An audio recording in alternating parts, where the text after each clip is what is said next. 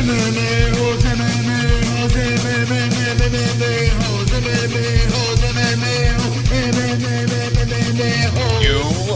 like to be a mixed martial a-hole.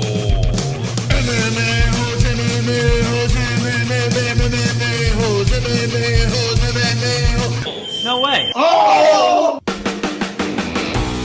Justine Kish, Poopgate on the MMA-Holes. Yes! That's right, we are back. We are live again. We are always wonderful. Wonderful. This is exciting news, guys. This is very... I'm choking. This is very exciting news. And Wonderful. I can't wait to break it to you guys. So we did our morning show. We did our Ariel Helwani pre-show. And it was sexy and swole, as always, because we always have a great time when we go live.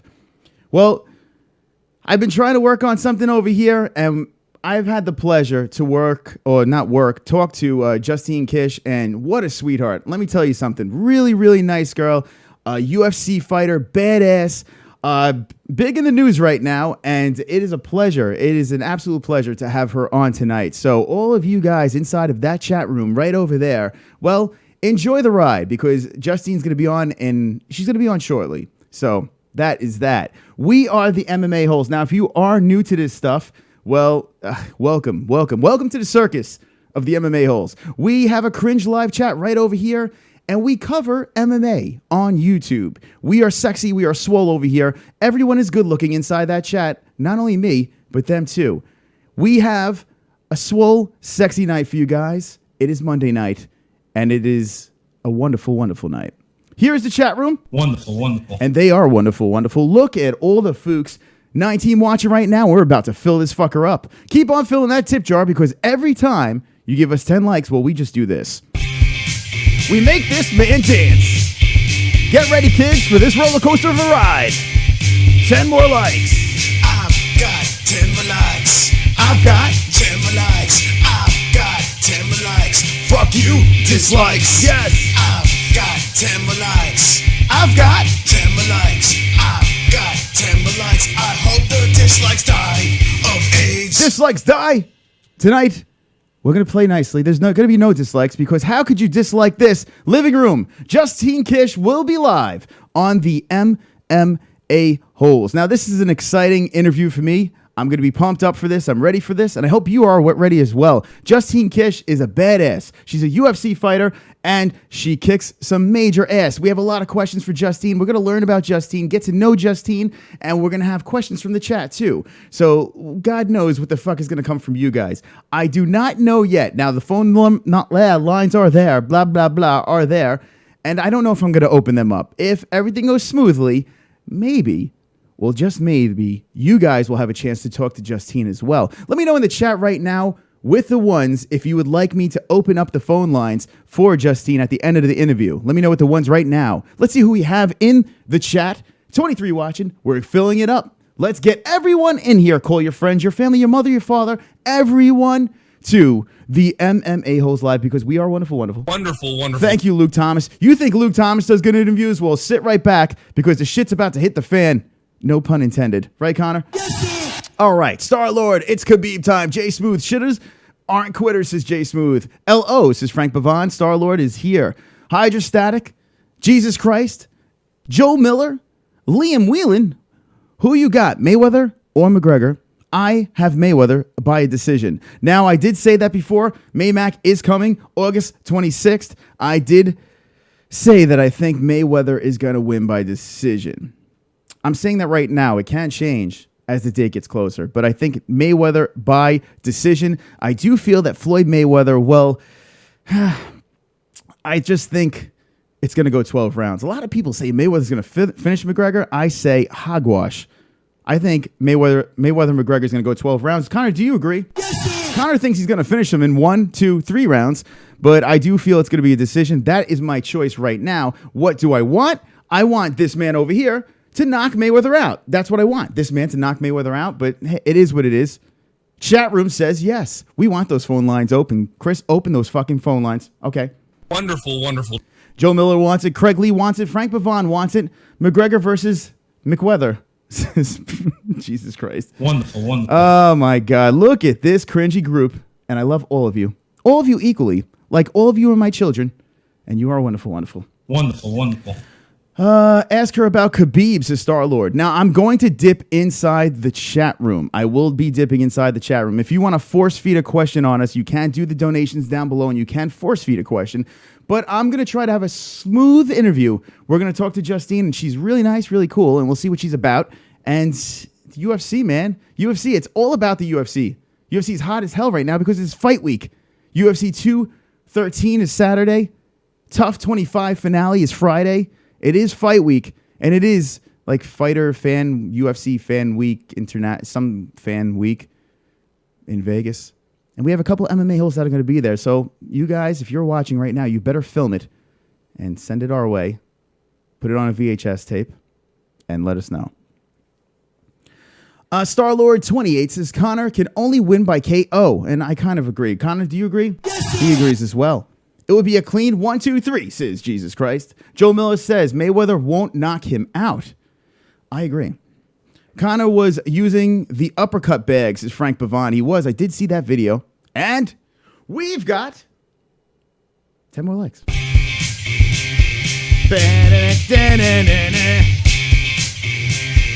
We've got 10 more likes. I've got 10 more likes. I've got 10 more likes. I've got 10 more likes. Fuck you, Yes, dislikes. fill it up. I've got 10 more likes. I've got 10 more likes. I've got 10 more likes. I hope the dislikes die.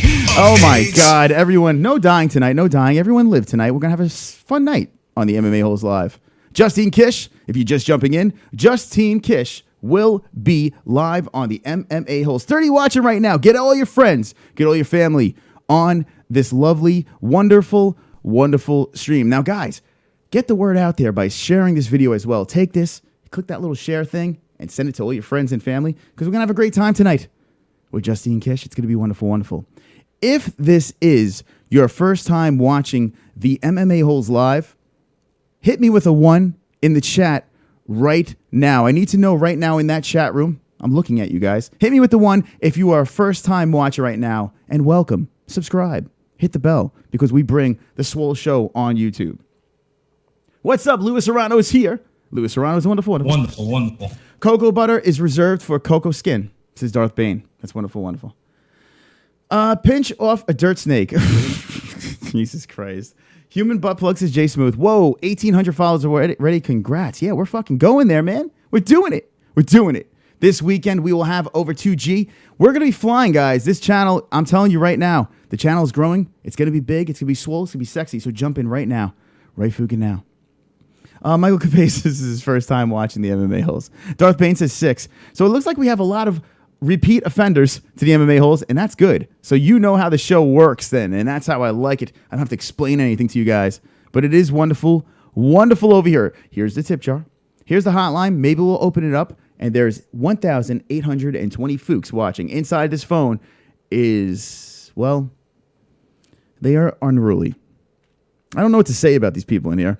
Sometimes I just shake my head and look inside this phone and be like, really, what is going on? What is going on inside of this phone? I don't know, but it is going on, and yeah, and I allow it. The MMA Holes living room, if you look around the living room, you see some characters of the show. You see the MVP, Craig Lee. You see Diaper John. You see Justin the Fort Sumter. You see a lot of things in here, and it is sexy, and it is swole. Let's look at Justine Kish's little statisticals over here. 6-1-0. Unfortunately, the last fight she did lose, but I mean, that was a freaking war, man. It was an absolute war, so I give it to her. And fighting a girl in Justine Kish, Felice Herrig, hello, she didn't fight herself. Wonderful, wonderful. Too much caffeine, fighting Felice Herrig. I mean, Felice is crazy good, man. She's been looking really good as of late. So, I mean, it's an understandable loss, and they fucking went at it. Decision, unanimous decision. The heart in Justine Kish in that fight, I mean, it was pretty impressive. I have to say. Very, very impressive. One of the better fights on the card, just watching those two girls go at it. It was good stuff. Chat room, look at these guys. Look at these people. All these people, what are you doing in here? Frank Pavon says, Wonderful, wonderful.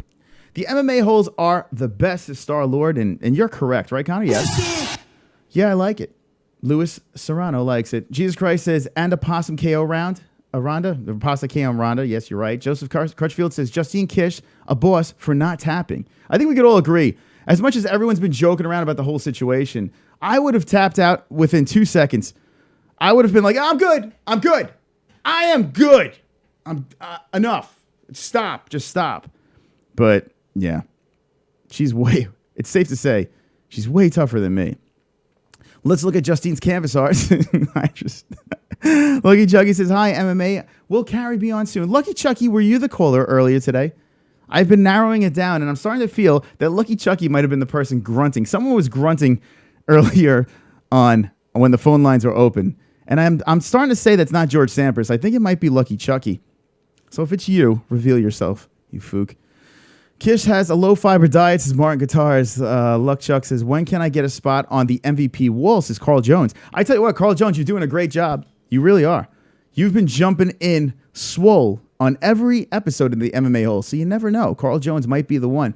We usually initiate these living room wall trophies immortalized. We usually immortalize the MMA Holes on this wall during a Fight Buddies. We do our Fight Buddies during UFC fights, Bellator fights, big fights. So maybe one day you will be on that wall. Carl Jones in the house. Darth Bane says, Chris, if it makes you happy, I've been tormenting Luke on his channel. Make sure, whatever your torment is, make sure you drag the MMA Holes with you. Just tag the MMA Holes in whatever you do. That's all I could say. Anytime you do something silly on the internet, definitely spread the word of the MMA Holes. People say it's trolling. I say it's spreading the word, the good word of the MMA Holes. When it all comes down to it, we're all having a good time. We're all just having a little bit of fun. So it is what it is, friends. It is what it is. It's all in good fun. We are not trying to be malicious. We are not trying to hurt anyone. We're just having a good time over here on the MMA Holes. That's what it's all about. The ball busting, the fun, the jokes. That's what it's all about. Nothing here is to be taken seriously. So remember that. If you're just jumping in on this, we have a big sense of humor over here. So we like to just have a couple of laughs with our friends because we are Hanging with the boys. Chat Room Unite. It was George's Darth Bane. Darth Bane saying it was George doing the calls before. Jay Smooth is laughing. Carl Jones says, I try. Nightbot is spamming the crap out of this whole thing. And Pro244I says, did Dana White actually give Kish a bonus for her shit stains? Well, hey, listen, tune in. We'll find out. We'll find out tonight. Louis Serrano, did anyone see the amazing... Uh-oh. Look out. Coffee tip. Dance. Coffee tip. Dance. Coffee tip. Coffee tip. Dance. The immortal one. Dance. The MVP. The Craig Lee. Dance. Thank you. Chris, so glad Justine is coming on. I have a question and I love this girl, so at least let me on after interview. Do not fuck this up, as Jesus said. This is a big deal. She is a pro fighter for UFC, a big accomplishment. Carl, you have to earn MVP. So Craig Lee is like, you have to earn the MVP. And it's cool, man. I tell you what, this is a cool thing. Justine's been so nice. Seriously, super nice. And just the brief interactions that we've had. So much respect to Justine. And to come on a crazy show like this, why not? I mean, you have to admit, anyone who comes on here and has a little fun with the MMA Holes is swole people, good people, and a new friend. By coming on the MMA Holes, you made a friend for life on the MMA Holes. So remember that. But yeah, it's going to be a pleasure having this interview. I don't fuck anything up. I just have the best interviews over here because, guys, I am Mystic Moss, for God's sakes. Have you forgotten? Craig Lee, thank you so much for the $5 coffee tip donation. You are wonderful, wonderful. I promise you, I will not let you fooks down. And Craig Lee, you are the MVP and will always be wonderful, wonderful. Wonderful, wonderful. Hey, Sleepy Mike's here. I want the Random Night song. That's Sleepy Mike's favorite. Oh, God, I can't fucking talk. Favorite song on the MMA-Holes, the Random Night song. So, there you go. Little fun fact right over there. And Sleepy Mike is here. And Sleepy Mike is wonderful, wonderful. A guy don't exist is Mexican. Yes, he does. Jesus is in the chat. It's obvious. Martin Guitar's best wallpaper, too. Darth Bane says, praise our... Oh, hold on. I lost you. He's praising Jesus. Okay. Let's see what else we got in here. God is... Okay. Bootney fights Silva. Frank Pavon. Bootney Farnsworth. I mean, Bootney Farnsworth is a freaking man. Bootney Farnsworth is a man. He's a friend of the MMA-Holes as well. So hopefully Bootney could jump in on the chat too. And Bootney, if you are watching, we need to get you back on the show, man. Curtis Stout needs to come back on the MMA-Holes because I tell you what, he was a good time, man. He really was. A good interview was Curtis Stout. So I'd love to have you back on. We'll work that out. We'll work that out, my friend. Stay tuned. We have a lot of things coming up over here. I've been pimping our name out on the MMA-Holes. Guys, what are you more excited right now? Let me know. Right? FOOKIN now. What are you more excited about? UFC 213 or Tough 25? What are you more excited about? The finale of Tough 25? Gaeth G versus Michael Johnson? Or UFC 213? I know one's a pay-per-view and one is a fight night, but they're both fun cards in their own way. What are you guys more excited about this weekend? Let me know. I have to know right now because it is fight week and we need to talk about fight week for God's sakes. We are fight fans. Sorcery. This is Ape Riot. Ape Riot's been fucking... He's been killing it over here. Ask Kish about her origin, Star-Lord. We will. I praise Allah, says Darth Bane. Okay. Wonderful, wonderful. Carl Jones says, Chris, I don't have a PayPal account to tip you, or I would. You got a P.O. box? We don't have a P.O. box. Maybe down the road we will. And you guys could send me dildos and all that fun stuff. That'd be great. I think I have a credit card thing set up there too, but I don't... Listen, it is what it is. If you guys are frisky and feel like donating, knock yourself out. If not, it's all good, friends. It's all good. We're here to have a good time. Ask Kish what she ate, says Jesus Christ. Darts Bane, says George Sampras wannabe. George Sampras is not here. This is like a George Sampras missing. He's missing in action. It's probably a good thing. 38 going on 40 watching the MMA-Holes live. And this is why I like to come on a little earlier for my interviews. I like to start my show with a long intro, have a little thing go on, let everyone get comfortable, pull up a good seat in the MMA-Holes living room. Now everyone's cozy and comfortable, and then we can get shit going. Get shit going and flowing, because that's what we do. This is the Google Zooms, and if you're just jumping in right now, that's right, Justine Kish will be joining us live on the MMA-Holes. And it is... Wonderful, wonderful. Luke Thomas is next. Luke Thomas. Now, if you guys missed it, I did run into Luke Thomas. We had a lot of fun playing around with the Luke Thomas song and all that fun stuff. Last week, was it last week? I think, no, it was 2 weeks ago. I don't even know. It was recent. Luke Thomas, I met Luke Thomas. If you want to see the interaction, you could check back previous videos where Luke Thomas did his thing. And Luke Thomas, we had a little fun with Luke Thomas. We definitely did. And he was a good sport about it. So we might need a new victim down the road. But regardless, we need Luke Thomas on the MMA-Holes. I think so. I think he belongs on the MMA-Holes. I do. What did you guys think of the MMA Hour? Did you guys watch it? What do you think? What was the best interview?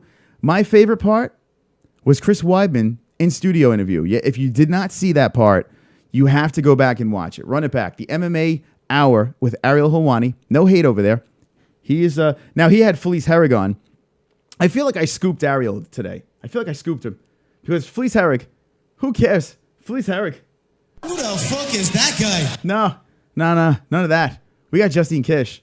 I think we win in this battle. I think we win. But the Chris Weidman interview on the Ariel Helwani show was very good. Very, very good. So it is what it is. Oh, Naughty George catching bad guys. Oh, yeah, because he's a cop. That's right, Frank Pavon. Red, what's going on? I give it to her. She's not running away from the whole thing. Fuck if this was Ronda. Oh, my God. Could you imagine? Ronda Rousey. I mean, she's run away. Soft, yeah. You know, that's a good one right there, Red. We'll dabble into that as well.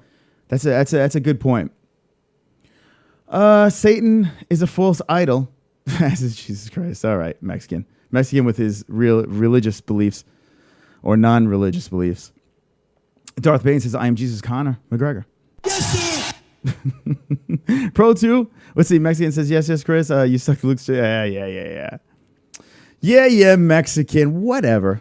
I think I was a champion that week. I was a champion of Fight Week. I took down the Luke Thomas show, made some friends at the same time, and I consider myself a god. So if you don't like it, you can fook yourself. Hot dog Luke Thomas is still a bitch, says Pro24I. Frank Pavon says Luke Thomas is a big old fook, big bloke, like a lollipop. Now they're cursing out Nightbot in the chat.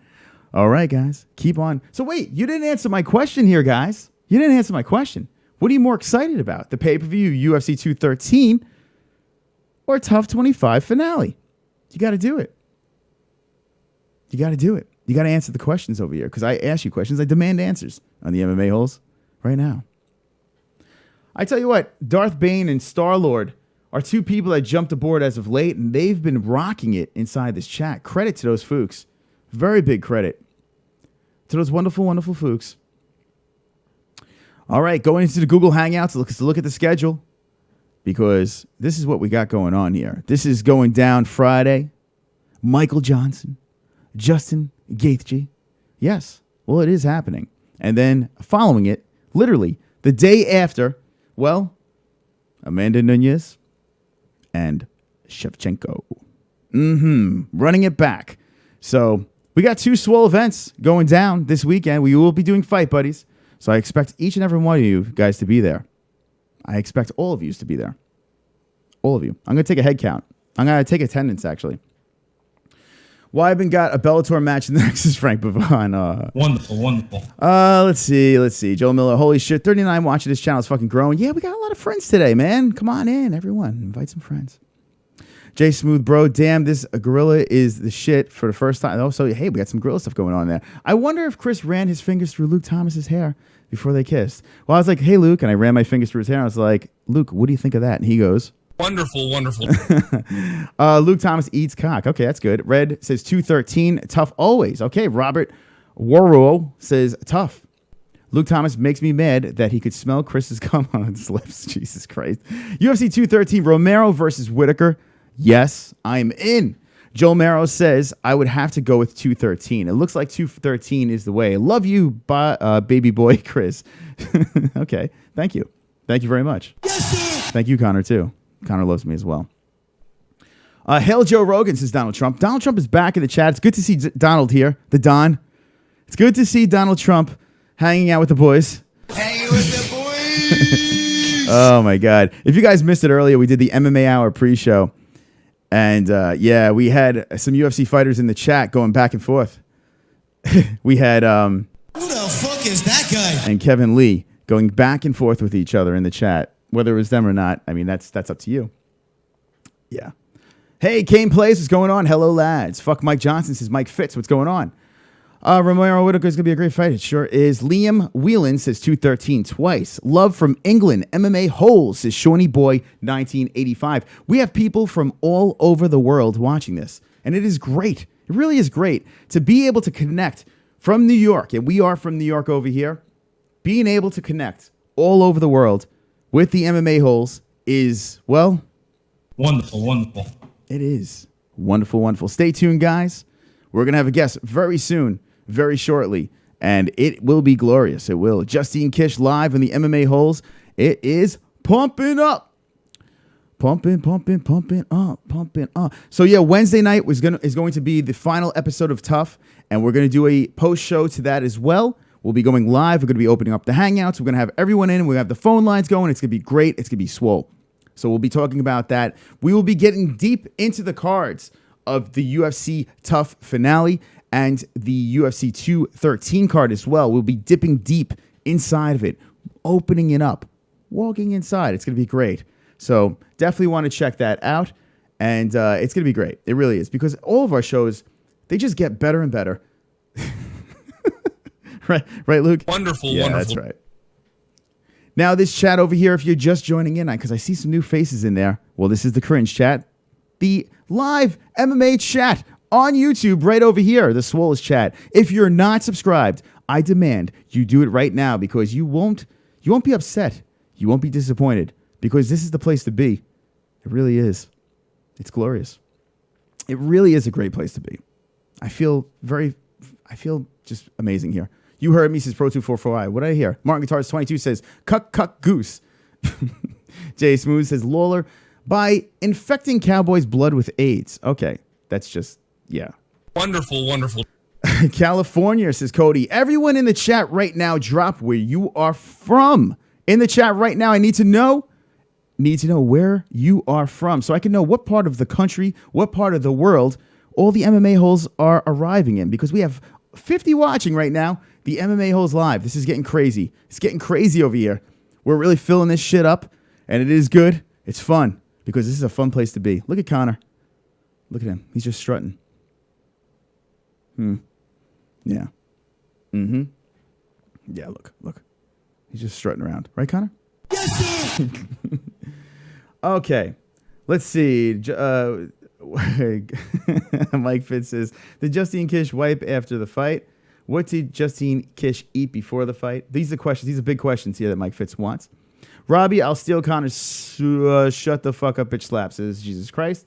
What is her asshole diameter? Says Jay Smooth. Good question, Mike. So Mexican likes that question. Frank Pavon says, they wash her down in the ring like a farmyard animal. What the fuck? Oh, God. Oh, fuck me, man. This fucking chat room is a bunch of retards, man. All of you guys are idiots, and I love you. All right, here we go. Let's see. Good question. Good. Blah, blah, blah. Okay, so we got the UK. We got Ireland. Let's see what else we got. More UK. Cali, Jersey in the house. Let's see what else. Upstate New York. Jeff Roberts, I didn't know you were from upstate. Look at that. Another New Yorker. Well, upstate really doesn't count, but it's close enough. Love to the 7%, says Craig Lee. Craig Lee. The 7%, by the way, is the young ladies that watch the show. They are the 7%, and they are strong with the MMA holes. Baltimore, Maryland, represent. Jay Smooth is another one. Creeping up in the MMA hole status right over there. Jay Smooth is creeping up that ladder. Craig Lee goes, you know where I'm from. Well, he's the MVP, of course. I am so damn black. We haven't seen you in forever, friend. What's going on, man? I hope you are having a wonderful, wonderful night. Wonderful. You came in on the right night. Justina Badass. Darth Bane says, let's meet up so I can beat you up and proceed to buttfuck you, says Mexican D-Side. So that's it. Darth Bane and Mexican D-Side are going to get it going. They're going to get it going inside the octagon. Where do you guys want to fight? Octagon, ring, backyard. Let me be the ring announcer to that fight, please. I have experience. So let me do that, Mexican. I will take care of that for you. Pro244i is from the anal cavity.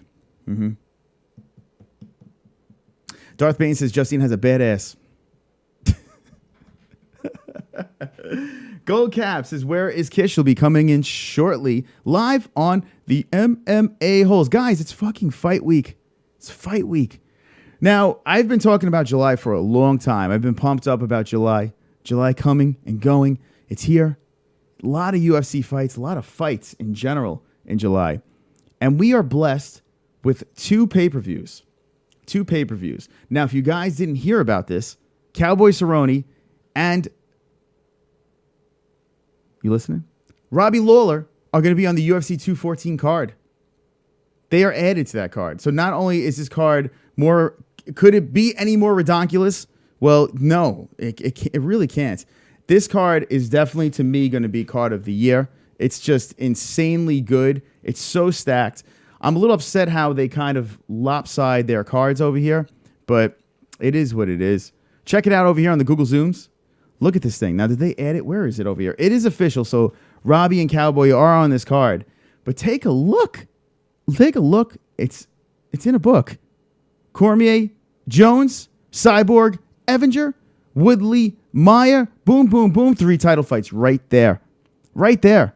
I mean, guys, it's insane. Right there off the top. Now, Cowboy and Lawler, I'm not sure where they're going to be putting. This is not the order of the card. They still have some more stuff to do over here.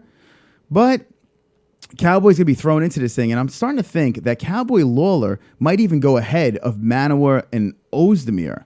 I think that's what's going to happen. Choi is gone. He's out of this thing. So I think it's going to be like this. I'm saying Lamas Knight is going to open up the main card.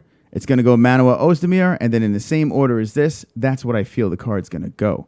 So what do you guys think about this card? Is this going to be the best card of the year? Now, keep in mind, at the end of the year, they always throw something else. Conor McGregor might come back to the UFC after the Mayweather fight, so they might throw another curveball inside this card. I mean, inside the UFC 2017 year. Do you think that UFC 214 is going to be the card of the year? Let me know in the chat right now. Or do you think we still haven't seen it yet? Because there's still some stuff left. And Conor McGregor might come back before the year is done. Let me know right now. I think this is going to be the card of the year. I mean, oh, Jesus Christ. It's so good. How could you top this card? It's insane. It's insanely good. Stepped away for a bit. Robbie is going to rock Cerrone, says Carl Jones. There he goes. Wonderful, wonderful. Chris is always talking about shit and goats. Well, it's true. I do talk about shit and goats a lot. It's a good point. Carnitas says Darth Bane. Martin Guitars 22 says fucking odd. It's odd that I'm doing that? Okay.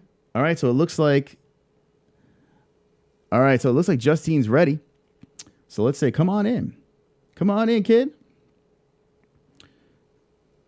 Come on in. All right, Justine is ready to rock on the MMA-Holes.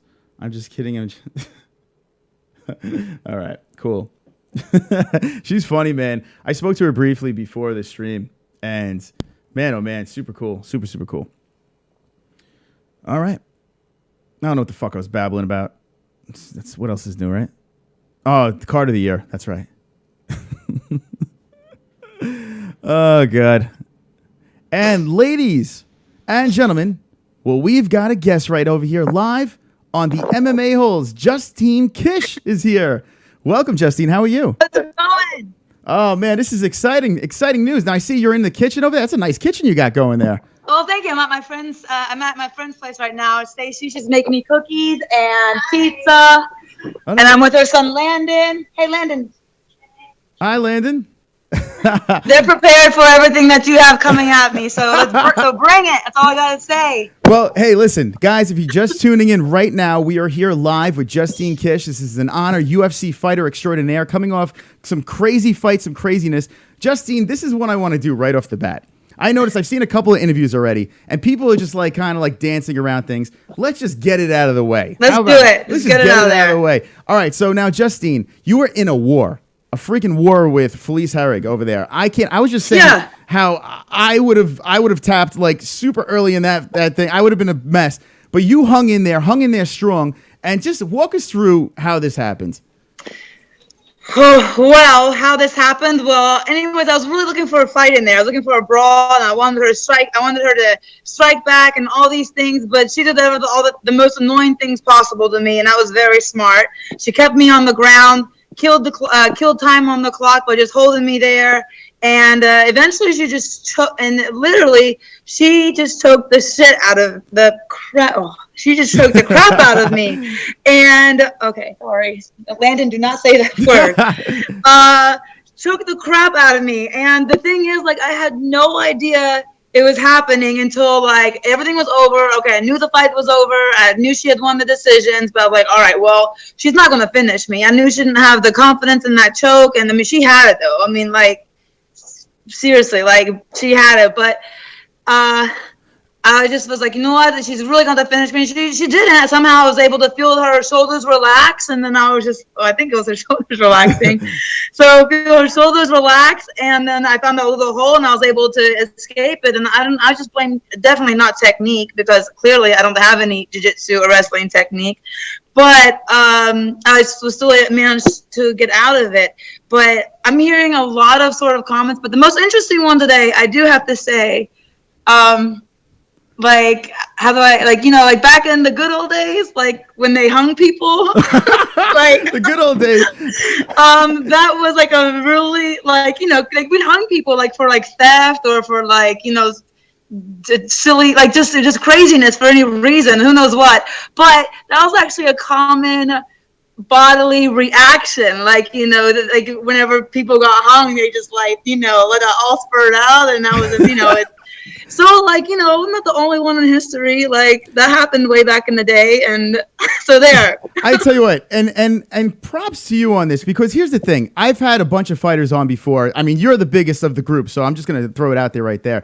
But Oh, wow. Like the biggest, heaviest, or what? Yes, I mean, the 115 pounds, it's very heavy. No, I'm like kidding. No, I mean, I know I'm a big 115 there, so I don't know what you're going at. No, I'm just saying, as status-wise, UFC-wise, I mean, I tell you what, okay. it's a big Thank honor. you. That's the first time I've heard that. Big honor to have you on the show. But the thing is, I've always asked these fighters, a lot of fighters that we've had on, I've always gone this route about the number 2, because here's the thing. It's a big thing. Even in jobs and stuff like this, people have these problems where, natural things happen. Now, to happen on a stage like this, under the lights in the UFC. There's no escaping it. There's no escaping it. All there is to do is own it. Yeah, so how can you prepare for something like this? Could you ever, like, if you were to tell another fighter, God forbid this happens, how could you prepare yourself for something like this? Or is there no way? You don't prepare it, and like the things just happen. My response just happened on it was just automatic. Initially, all I wanted to say was just shit happens, but I have an excellent team with me, and I was so overwhelmed and embarrassed and perplexed with how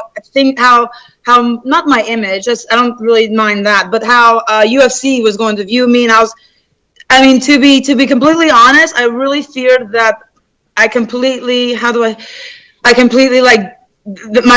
incident, I really feared that I derailed myself from ever competing. Like, that's how much, like, I was so afraid, like, it was going to be like bad for the UFC, bad this, bad that. And again, if it happens, I can handle it if it was just by myself. But there was actually a team of people with me. And I have family, I have nieces, I have nephews. And I was just so concerned with the backlash on their end, and how UFC would handle this kind of incident, because again, I never heard of it happening, but it does. Mm-hmm. And again, with the exposure that it comes with it, like, there's no escaping it. And not to mention the high definition. And I tried to explain this to my mom, like, I couldn't deny this because there's high definition everything, 100 million cameras, and all I can do is look at the floor and look at my team and be like, that's my shit on the floor. And they're like, don't worry about it. Just kind of there. And I was like, I gotta change. I gotta clean these mats. I've gotta make sure Felice is not,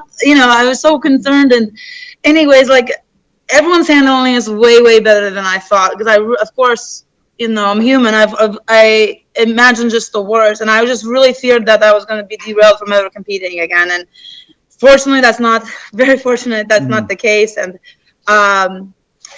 I said the hardest thing to do, though, because I wanted to leave immediately. I wanted to exit the scene, but you can't do that after a fight. There's protocol. There's you have to be polite, win or loss. You have to be there for the opponent, whether your hand's being raised or not. But I'll be honest. Like, I wanted to raise her hand for her and to shake her hand so that I could just get out and go. She did a great job. She was a lot smarter than I was, but I can tell you, I promise, if I fought her tomorrow, if I could have a chance to fight her tomorrow, she wouldn't last one round, because I'm just looking at I finally looked at the footage, and there's just one mistake after another mistake, just things I don't do in training. I don't know if it's a weight category. I was starting to say, like, maybe I'm just a shitty strawweight fighter, because I'm used to fighting at 125 and 130. Yeah. But again, it's doable. I can make it. But if it's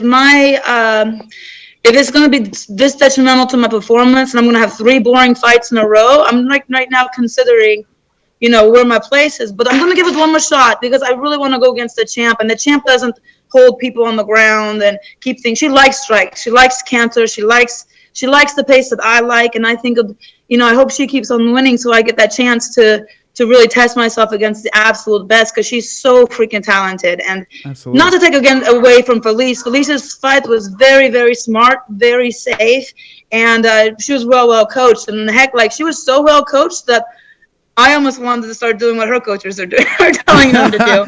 Just because, like, I saw one part, though, in the fight that I saw, it looks like I'm laughing at Felice, and I swear I wasn't. I heard the coaches saying that I was tired. I heard the coaches just belittling, like, my efforts and things like that. And whether that's their style or not, but it made me laugh, because to hear them say I was tired was complete opposite, because I was just a slow start. I was getting warmed up, and by round 3, like, I'm like, okay, like I'm, feeling the pace, things like that. Okay, I'm sorry, not round 3. That's when everything happened. Round 2, I was like, oh, all right, things are coming up. As soon as I got my pace and found my place, the round was over. So I had really poor time management and poor this, poor that. I could go all day long. Well, that's what I was gonna say. So now, how would you take things differently besides the whole shit incident? But how would you approach the fight the next time around if you were to face?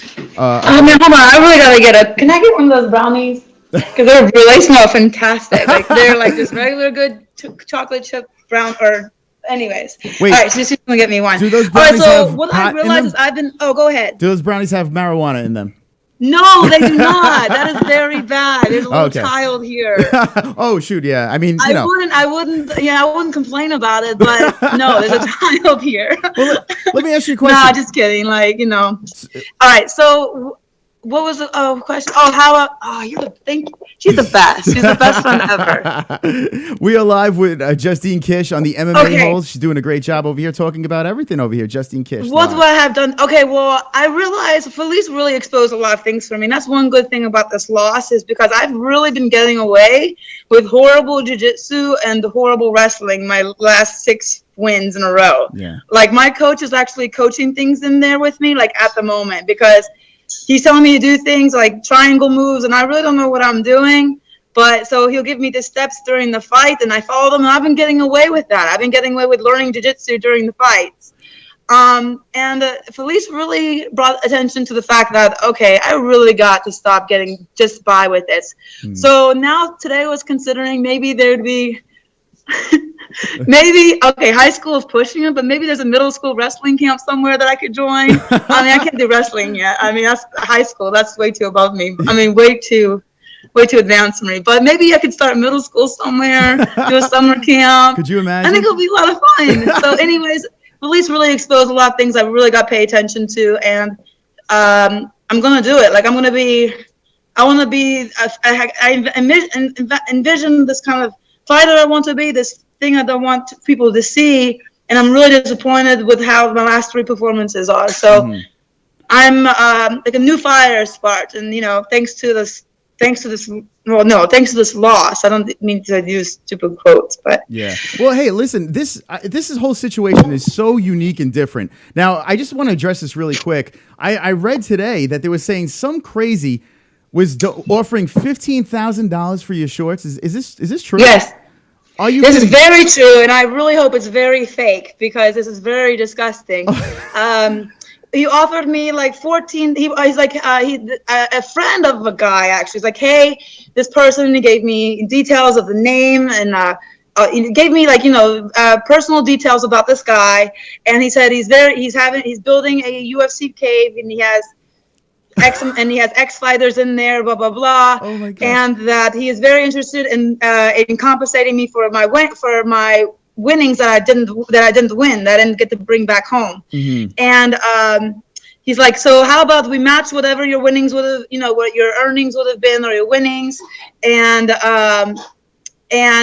we'll call it even. We'll put it on display. I told this guy, like, listen, this is really bothersome. This is kind of disgusting, but if you're serious about it, I have PayPal and you can get details. Like, good for you. But I just think this is really off, and so I got an approval response back, but I really hope it's fake because it's really I hope people like that don't exist because it's insane to me, and so that room would smell really bad after a while too. So, so if this guy is serious and he's really willing to do this, would you consider the offer? Yeah, well, I mean, heck yeah, $15,000 for my shorts. I mean, that would buy me a lot of. That would buy me a lot more shorts. I was gonna say, you want to go halves? I'll shit my pants right now. We'll go halves. Okay,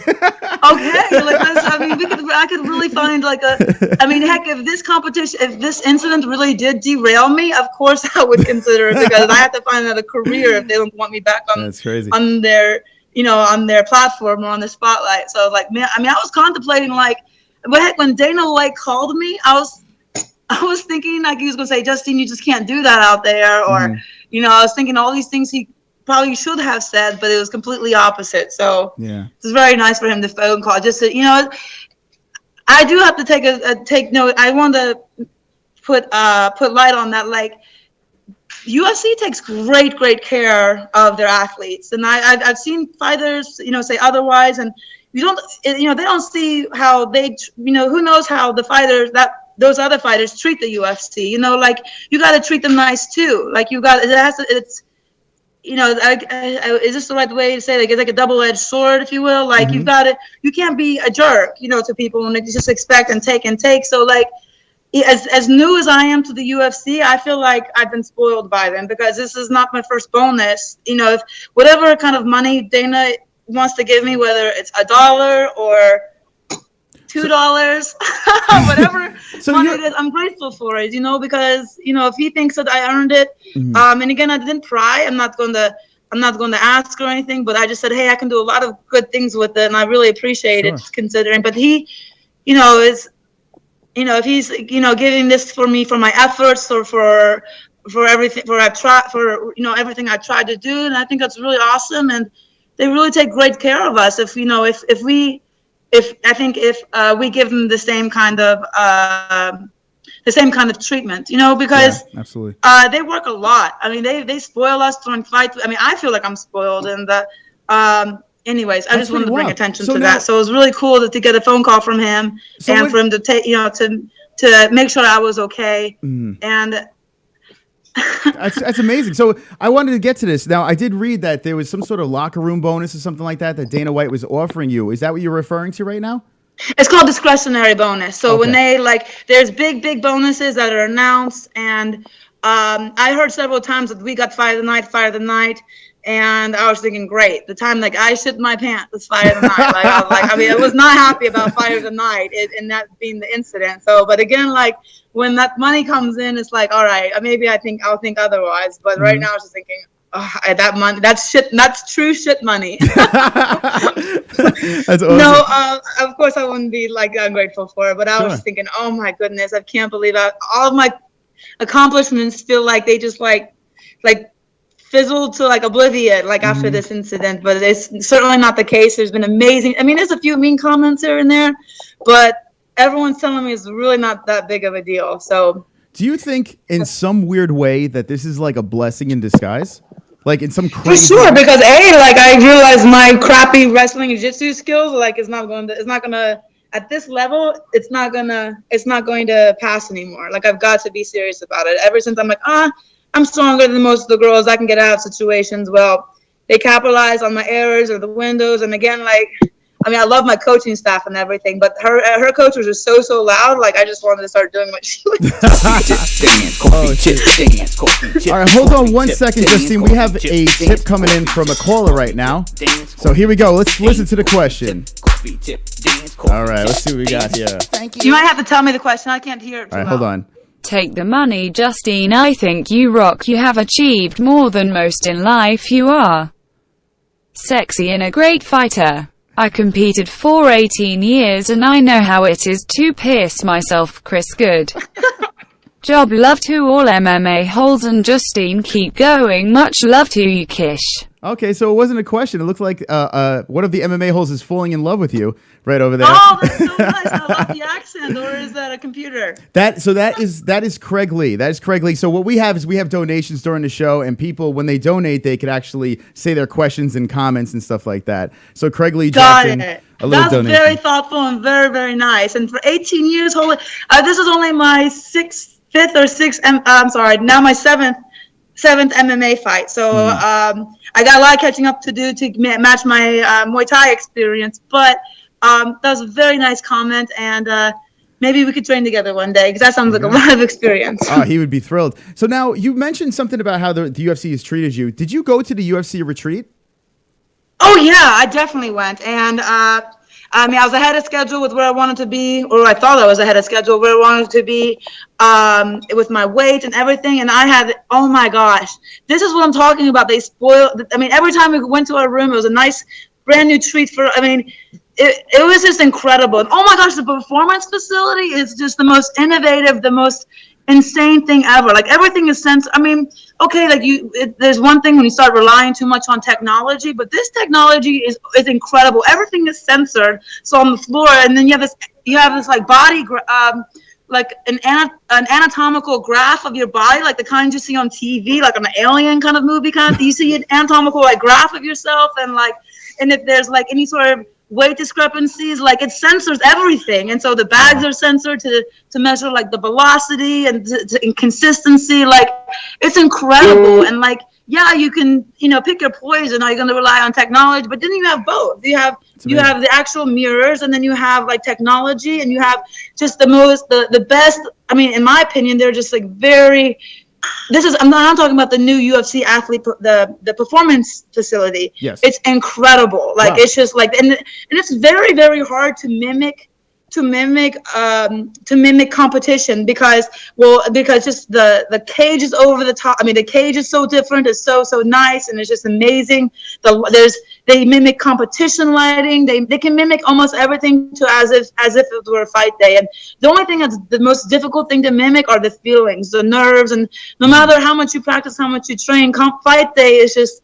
It's just unlike any other because it's everything you put into your training, into your camp, and that's just another thing that's really left me kind of like thinking about, oh my God, I can't believe I just blew it. My team was so diligent in making sure everything was covered, and I just feel like I blew it. So I just want to fight like next weekend just to prove it and I don't forget everything that they were working on me with.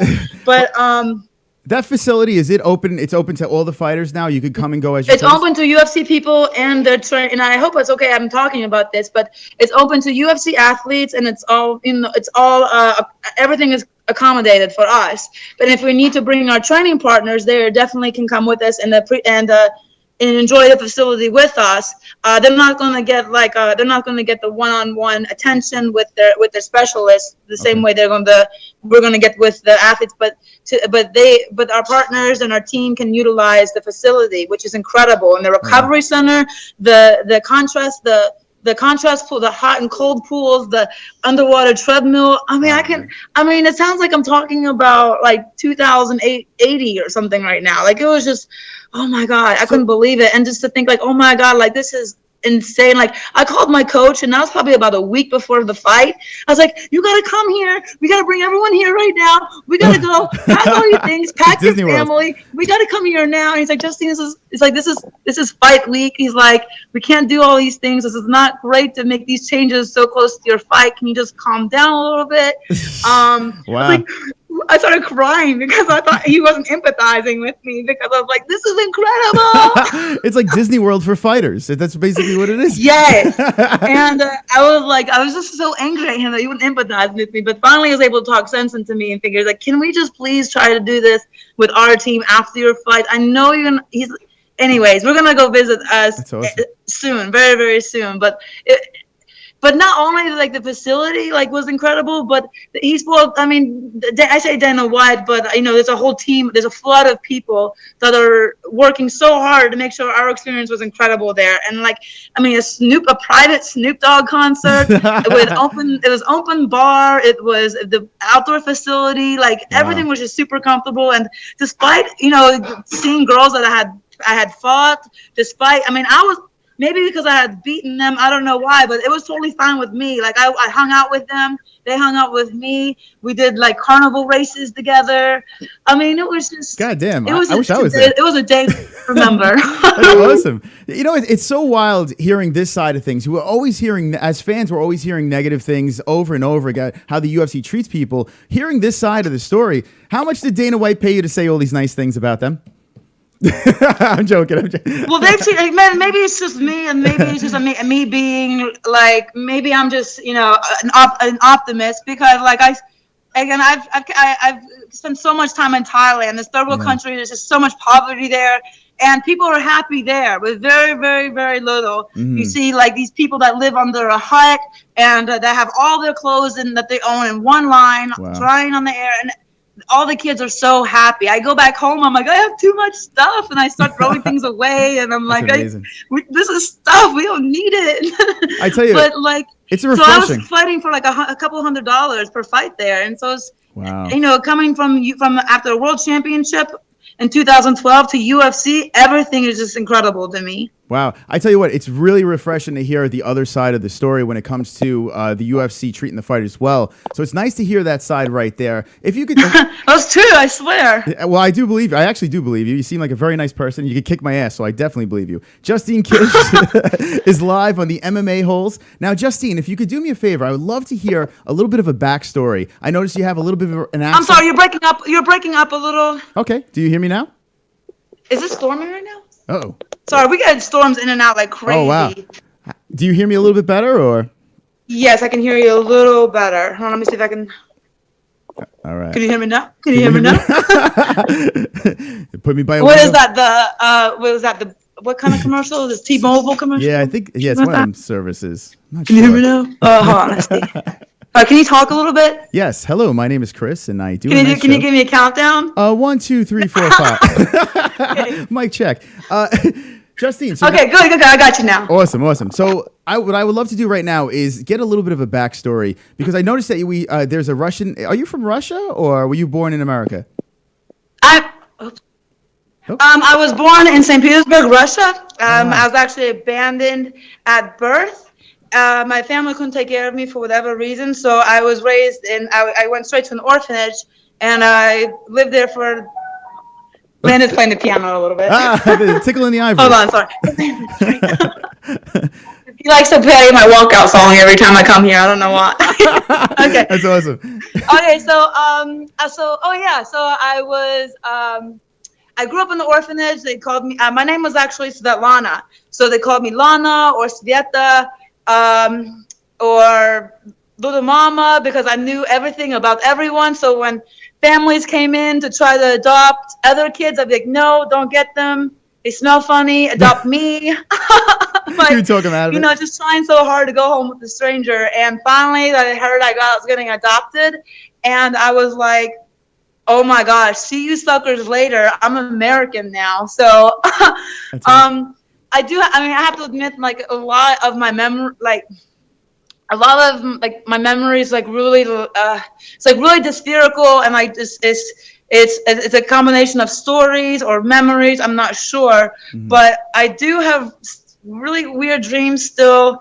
And supposedly, I heard I speak Russian in my sleep, but I swear to this day I don't remember Russian. Like, I made it a conscious effort to never return and to never speak it again. So even when I hear Russian, like, I get a bad feeling. Yeah. I don't know, it's because of my memories. And then, it was a very poverty-stricken. It was 1988. It was actually called Leningrad, then it turned into St. Petersburg. There was no money there. My family that adopted me, they sent over. They invested so much into the orphanage just to solidify, like, they were going to climb there, that the orphanage was going to give them, because there was a fight to get. It took them like a year to adopt me, because even my numbers might be a little bit skewed, but it was a fight to get me because I was so old. And my brother thinks that they adopted me because I have an older brother. His name's Larry. He's a doctor, and I come from a family of doctors. Brilliant people. I'm clearly adopted. Like, it's like I have my mind. I wish I could work like their mind. Like, his wife Inga is an emergency room doctor. We're talking about brilliant people. Like, it's just like, oh my gosh, why can't my mind work that way?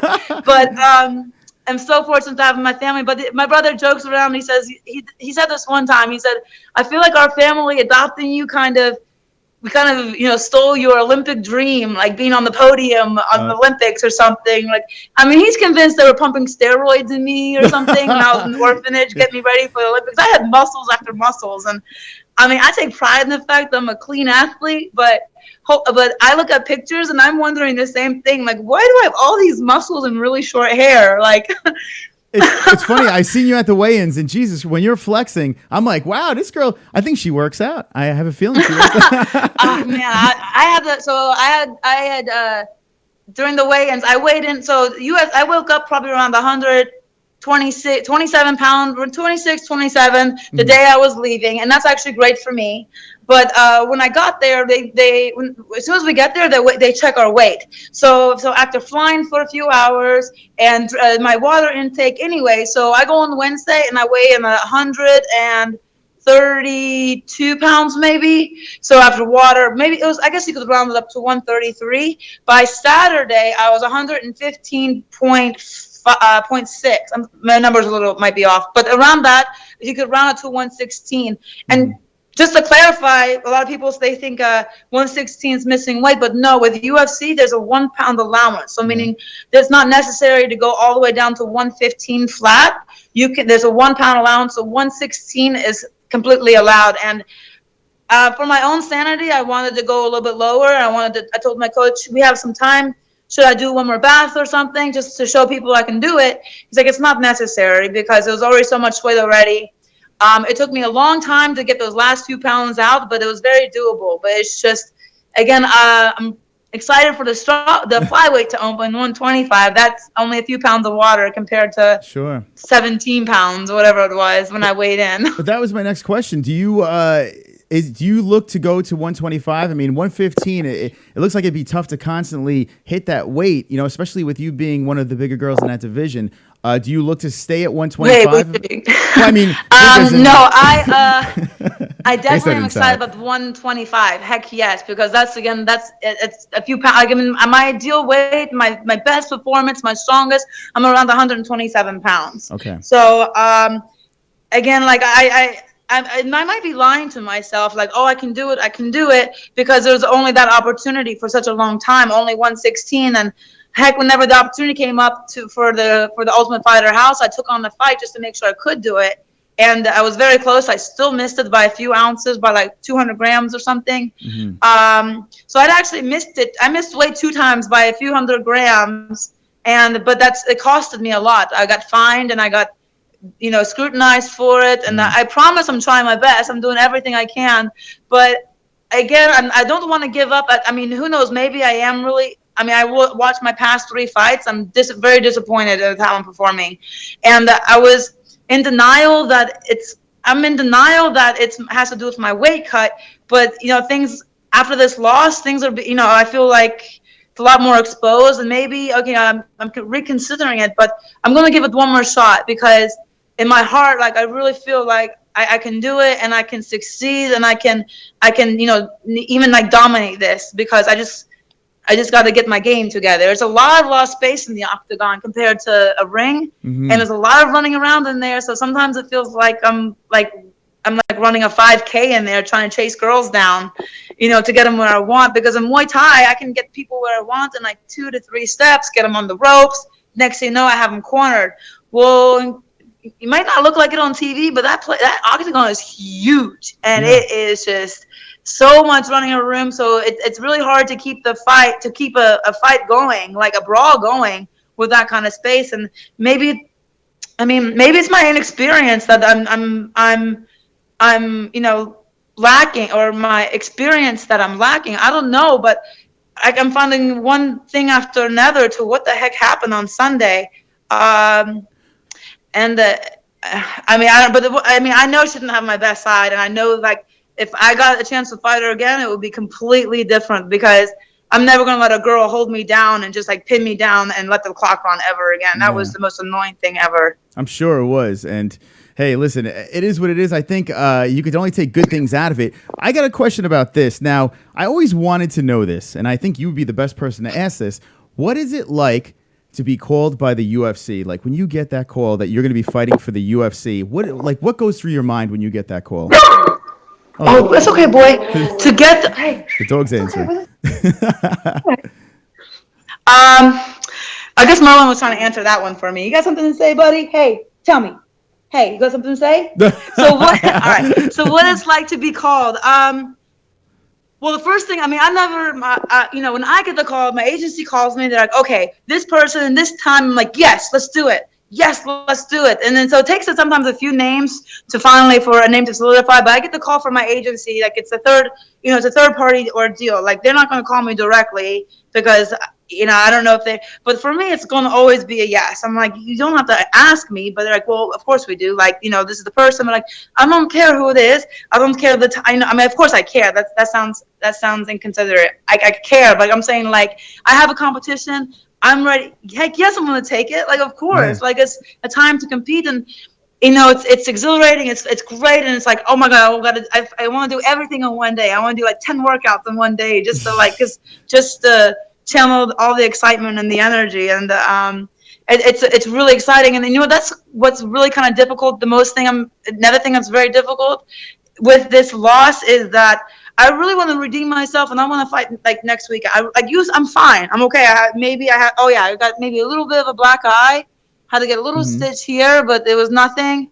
But I mean, I was ready. I should have. I mean, I'm going over the shoulda, woulda, coulda. It's like, but I know I should have done it in the fight. But I really want to redeem myself like next weekend. I really, really do. And that was my pace in Thailand: compete and then train and then fight the next. When I was there for a year, I was competing almost every weekend, unless there was an injury or unless I had stitches or something like on my foot or my legs from kicking. Then I was trying to compete as often and as frequently as possible. The UFC, like, you have to wait for people. There's other people they have to pick. Like, there's a roster, and then got to be fair with with sharing the light, blah blah blah. But I mean, heck, I mean, I don't care. They don't have to give me any attention. They don't have to give me any media. I just want to go out there and compete. Like, please. Like, I don't need. Is there anyone? It's okay. Is there anyone that you would like? Is there anyone that you would like to call out, like someone on the roster, or is it? I don't like saying call out, but I say the champ, because the champ, she doesn't like the ground. She doesn't, she's not bothersome on the ground. I mean, maybe she does like it. I don't know, but from all her fights, she gets right back up and gets to her feet, and she fights. She punches. She kicks. She elbows. She knees. That's what I want. I really want that. And so I say that. I mean, it's really easy to say, oh, the champ number one. Oh, by the way, I have to say, what's kind of funny is there's a lot of fans that like to message me, and they say, oh, I'm your number one fan. I'm your number one fan. I really want to hear from someone that's like my number 11th fan or number 12th fan. That would be really cool. And if anyone could tell me that, like, I would give that person a lot of attention, because there's a lot of number ones. Yeah. So if someone's like, hey, Justine, I'm your number 24th fan, that'd be so cool. Like, because then I knew like the kind of number there is. What are your DMs like? Like, after something like this happens, how are your in social media? Could you even go near that? Like, what is it like? Well, this explains kind of like my message, my tweet. If this kind of explains things, all I wanted to say was shit happens, and that was it. Sure. But my team was like, no, you're a warrior. You're never going to give up. I'm like, okay, but I know that, but they don't care if they know that. I don't care if they know that or not. Like, no, we're going to put this. So I said, okay, how about this? Take my phone, just put this, and then, but I left it to them, and I went and took it really depressing bath. Like, I just wanted to clean and just like cry my eyes out, and I was like, just take my phone. And so they put it on airplane mode afterwards. And so when I had the courage, it was like the next day to turn my phone on. Oh my goodness, it was message after my phone's still going off. So like, I just have to get like a different phone for a little bit, so I can like go on like calls or something like that for a little bit. Oh, hold on. Hello. Oh, there we go. So go on like, but anyways, it was just, I couldn't believe the response, because I thought it was going to be a lot more scrutiny than positive messages and things like that. And people are like, really, I'm getting messages saying, Justine, don't worry, there's a light at the end of the tunnel and things. I can handle loss. I wasn't sure how the exposure was going to affect my family. Sure, again, I can totally handle this by myself. I can do it. But again, like with this exposure, like, it affects a lot of different other people that don't need that kind of attention, so that was really worried and bothersome. But they're not worried whatsoever. They pumped me right. As soon as I got home, I felt already ready to fight next weekend. Like, it's just a complete different like response to what I thought. So don't worry, you guys. Like, I'm okay. Like, I'm not gonna like sit in a tree for like weeks and weeks and weeks. Like, I'm gonna like. Well, like, what about someone like? I can handle. I've competed all my life. I was in all sorts of different sports, from recreation to club to high school sports. So I know how to handle loss. Sure. And I learned how to. And the best thing about losses is I can really like grow exponentially from it. Again, I say this, like, I've gotten by with some really lousy things, and is all exposed and everyone Sure. saw it. So, okay, guys, I suck. I get it. We're live with Justine Kish right now. So what I'm going to do right now is we do have a bunch of crazies over here in the chat room. So I'm going to open it up. If that's cool with you, I'm going to open up the chat. Let's do it. Yeah, why not? We'll do I mean, like I've getting all sorts, and there's nothing that can be at this point. I swear. We're going to do a rapid fire of questions. So they're just going to shoot. I'm going to randomly just pick questions from the chat. We'll give brief answers and just go run through and give people a chance to talk over here because I know they would love to say some silly stuff. Maybe we'll get some real questions in here. While that's happening, Justine, what is your background? You said you're a kickboxer, Muay Thai. You said you were in Thailand for a while. Yeah. How long were you doing that for? I went pro in 2008. I won my first. I won by first round knockout. Hold on 1 second. I'm sorry. Justine, 1 second. 2008. Hold on 1 second. We got another tip coming in here. Hold on 1 second. Oh, cool. Okay. Chris, she is awesome. She is wound up more than me. I love her. You do good, Chris. I will be. Any number she wants, keep her on and take a call or send me a link. I will be nice. She is. All right. So fired up. Can you Love translate, IT. please? Love to chat and respect. Justine, love you, baby. all right. So Craig Ooh, Lee loves you. I love So you, baby. Craig Lee is the MVP. He loves you, and he says he's number 2. He's your number 2 fan. He's not your number 1 fan. He's your number 2. I'm fan. sorry. Hold up. You're breaking up. You're breaking up. I'm sorry. No, I was saying. Do you hear Okay. me? Can you try to talk again? Yes. 1, 2, 3, 4, 5, 6, 7, 8. Do you hear me? Shoot. Hold on 1 second. Sure.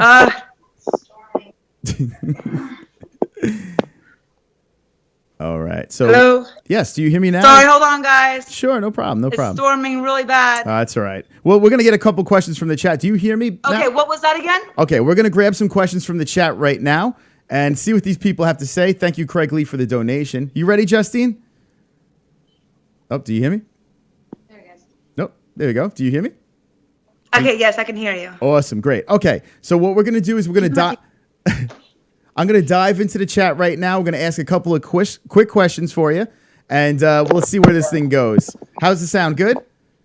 Yes, it sounds good now. Awesome. Great. Okay, here we go. We're live. And then what happens if I need to hang? Am I able to hang up and call in case my phone cuts out? Yeah, so the link that you clicked, you could always hang up and click the link back, and you'll be live again with us. It's not a problem. Got it. Okay.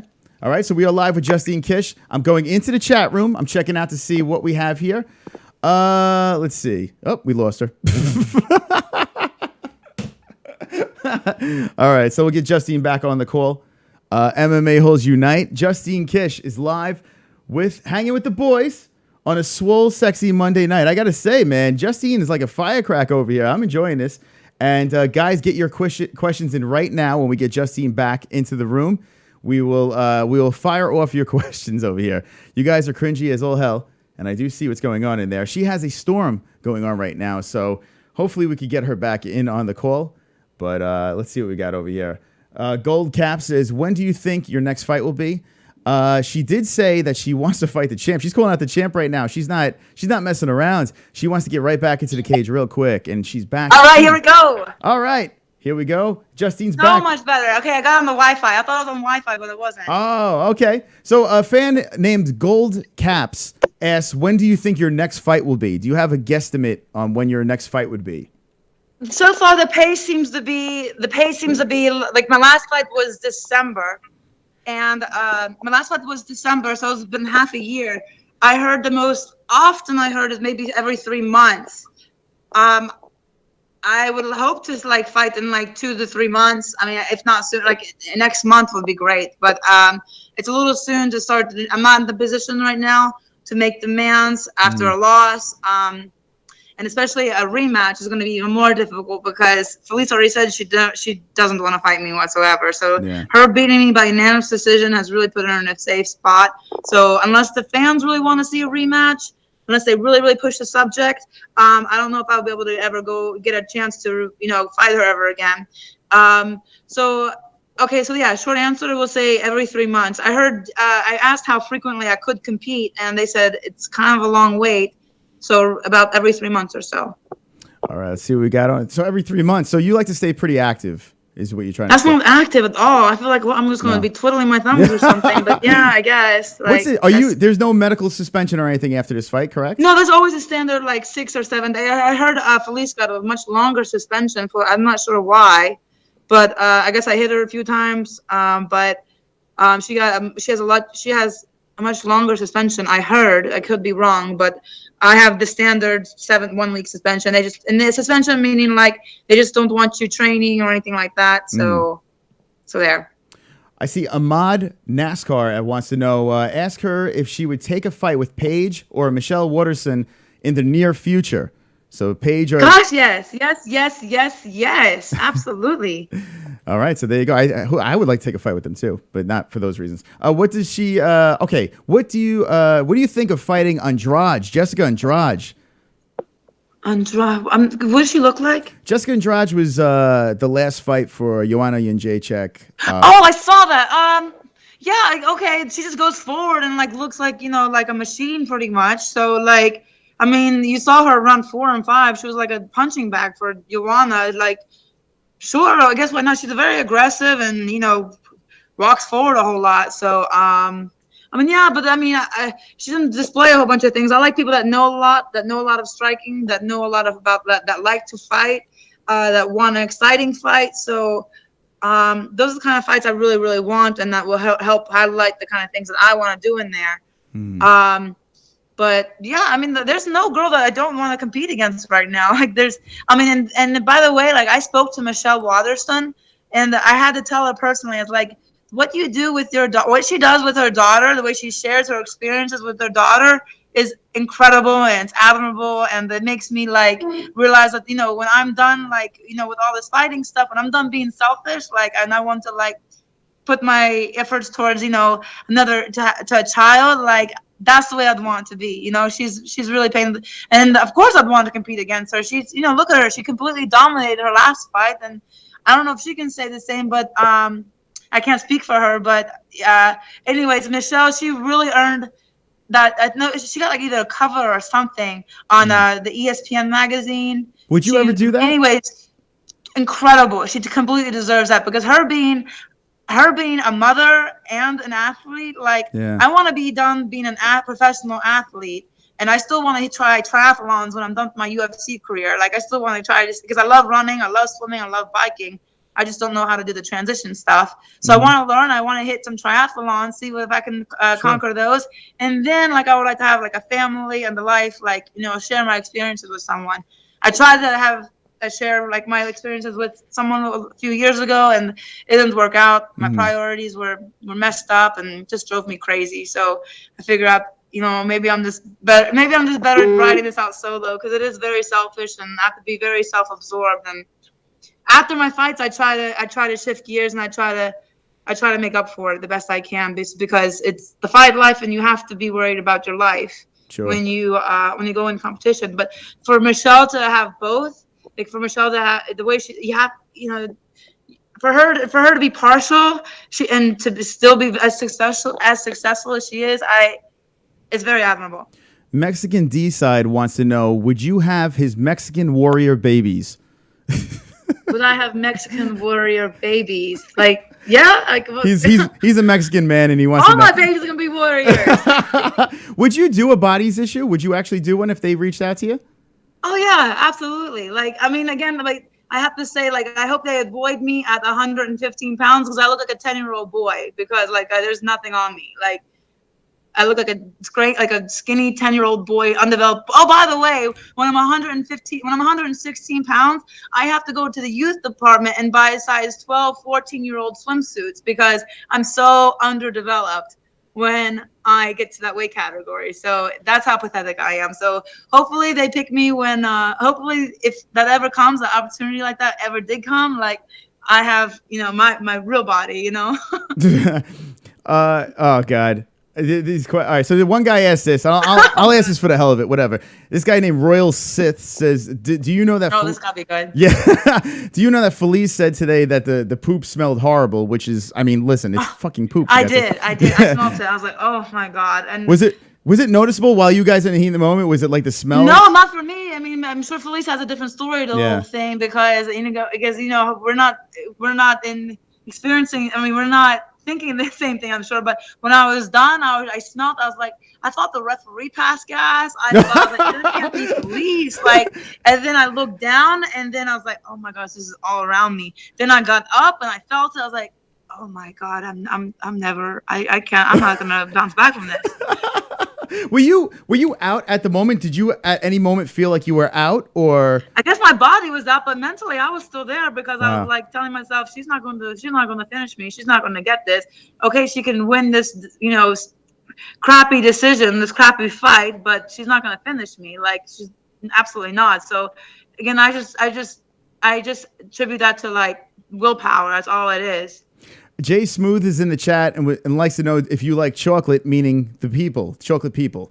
I like any people that are good people, that are nice, that help other people, and that are, like, I'm not going to say, That's the I don't know what kind of people. Like, after my last relationship, it has me questioning a lot of things. So I'm really not into the dating scene whatsoever because it was very depressing and very difficult for me. And, let me clear the air. I'm clearly a horrible, horrible girlfriend because I'm partial and I'm very selfish. I only care about my sport.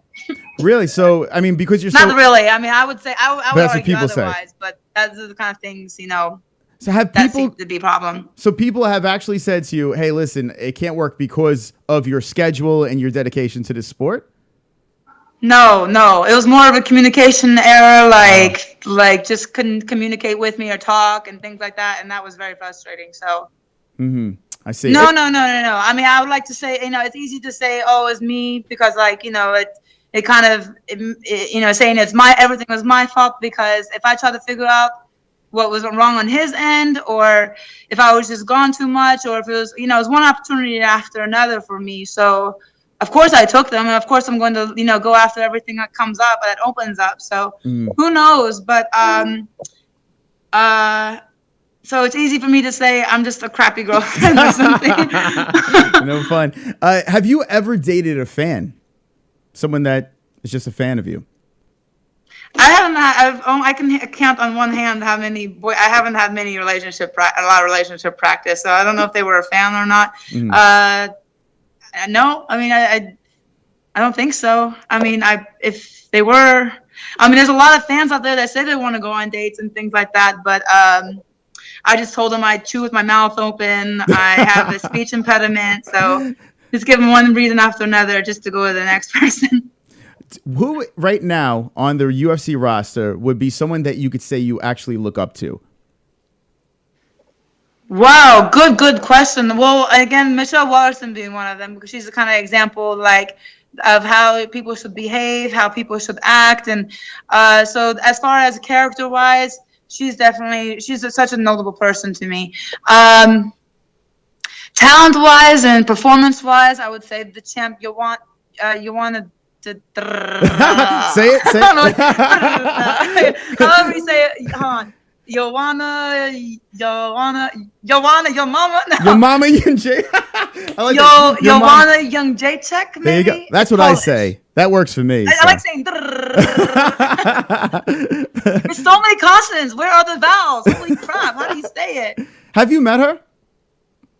I just want to say yes, but I never have. I've seen her so much on the internet that I felt like I have. So no, I haven't met her. So I was sorry, it threw me off. I met Ronda Rousey a couple of times, and she's fine. Like she's not the crazy evil person that people think she is. She's absolutely normal.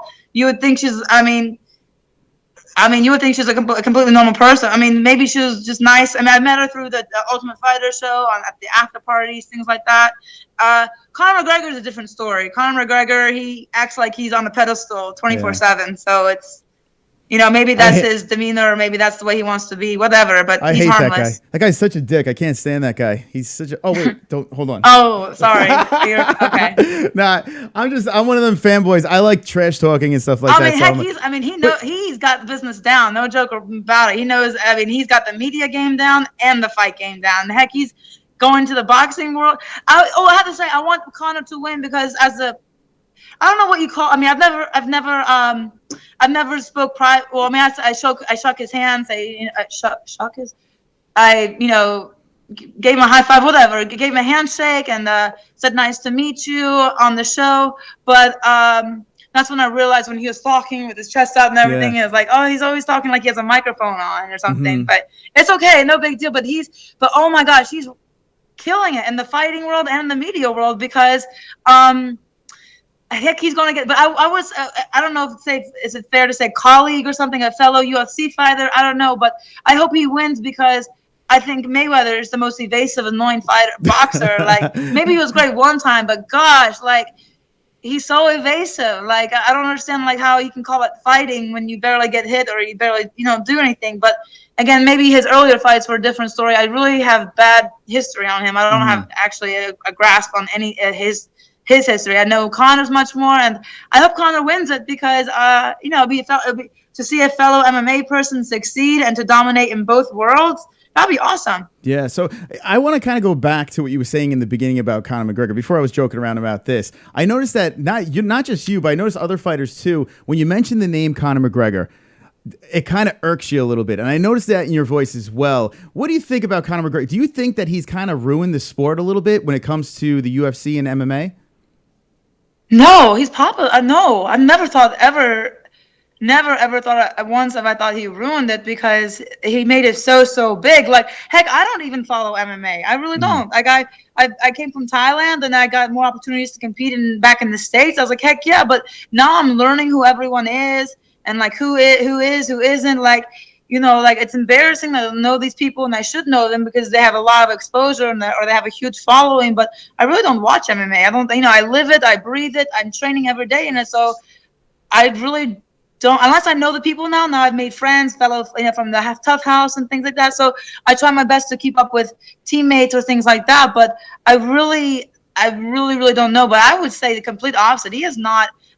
I don't think he has ruined it at all. He's put so much exposure to it, and now he's representing a sport now. He's representing MMA now in boxing. So, like, I don't know. I mean, obviously he can't do a lot of things in there, and I hope he doesn't get penalized for doing an MMA move or something. But heck, I did that one time. I was in a boxing fight, and it worked. I made a conscious effort to do this. There was 1 month I did pro.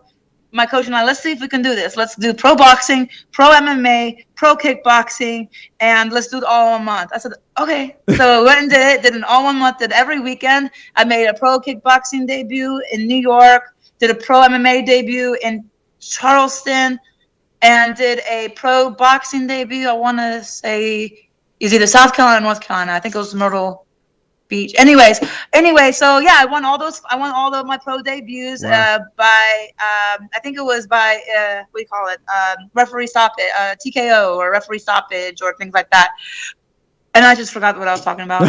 You were going back with mixing rules with MMA and boxing. Oh yeah. So during my boxing fight, I pretended to throw a kick, but of course I wasn't going to throw a kick. But I pretended to throw a kick, and she responded to it, and I got a really awesome hit off of that. But she totally looked at my foot like I was going to kick. So everyone after the fight, they're like, "You're a kickboxer." Like, you got me. But That's great.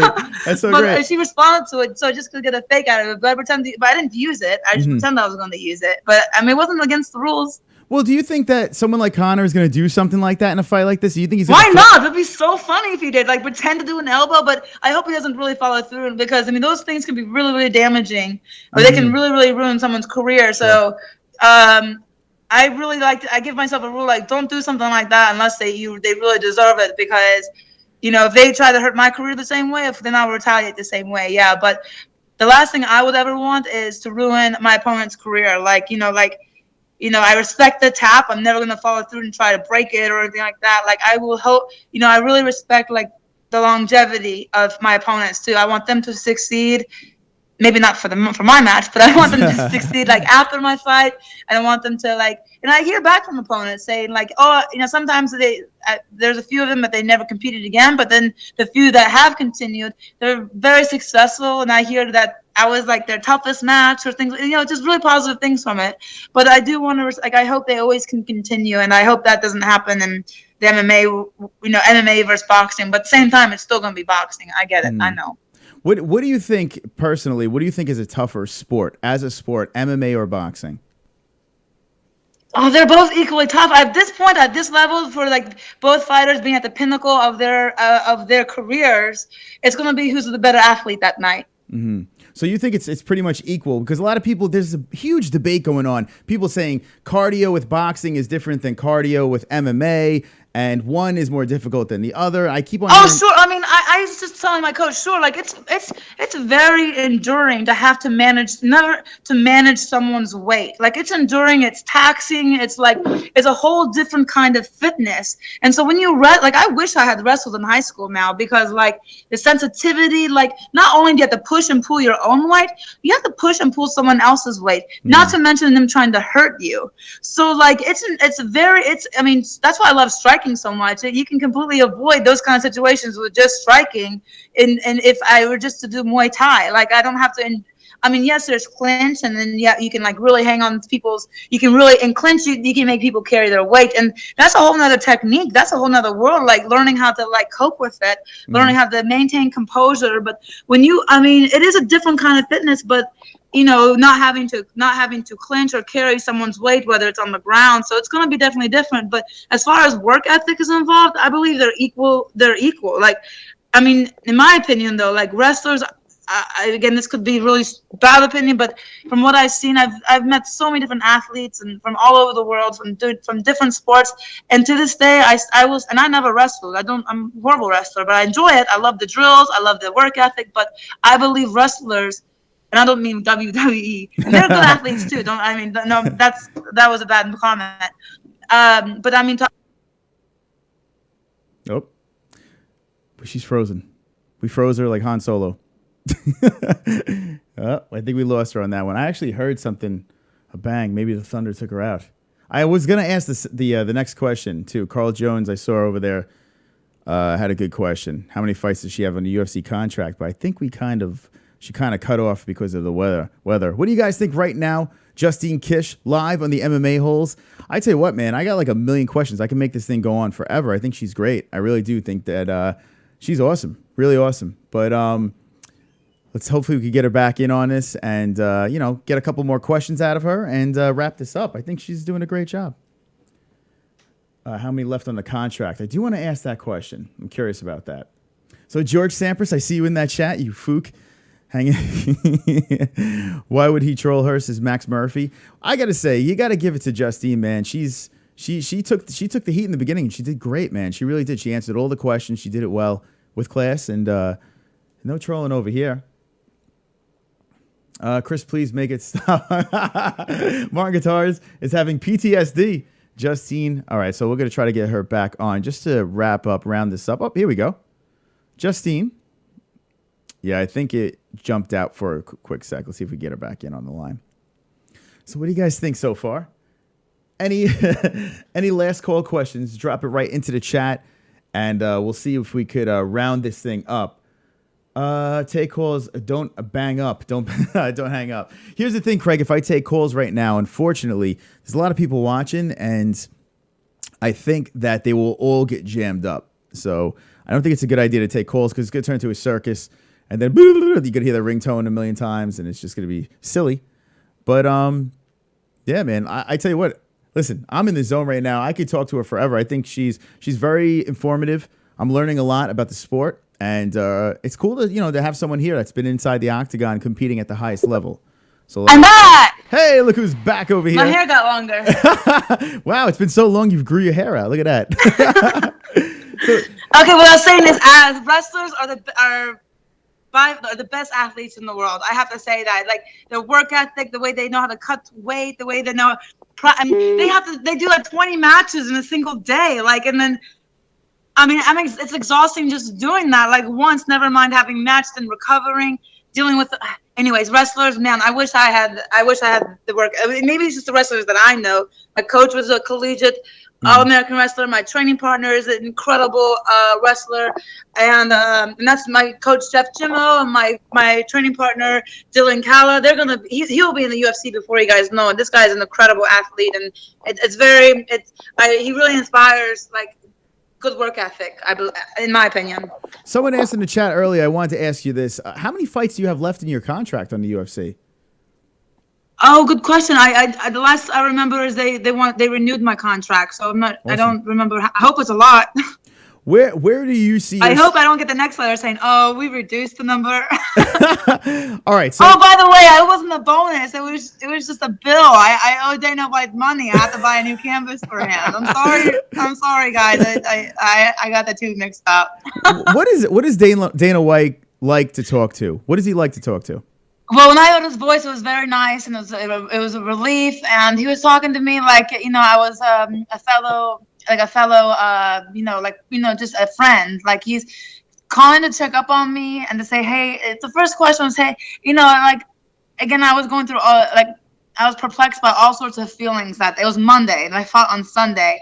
So when the phone rang, I was like, hello, and then he's like, hey, Justine. I'm like, yeah, and like, it's Dana. I'm like, hey, Dana, what's up? And he's like, this was a voice conversation. We shared some text afterwards, and the pace of it, which was very, very, I mean, the tone of it was really friendly, and it was encouraging. And he said, don't worry about it. A little bit got on my tie, but don't worry about it. No, I'm kidding. I don't think he was there. But Oh my God, could you imagine? What did the ref do? What did the ref like when it was all? Did the ref just completely ignore what was I don't know. going on? I didn't look at. I try not to look at anyone's faces. Again, like I wanted to raise Felice's hand myself to get this done. The word unanimous somehow felt like it was like 30 syllables. I don't know how he made the word unanimous so long. It was like, because all I could do is go. I just wanted to clean myself, and like he made it like it was like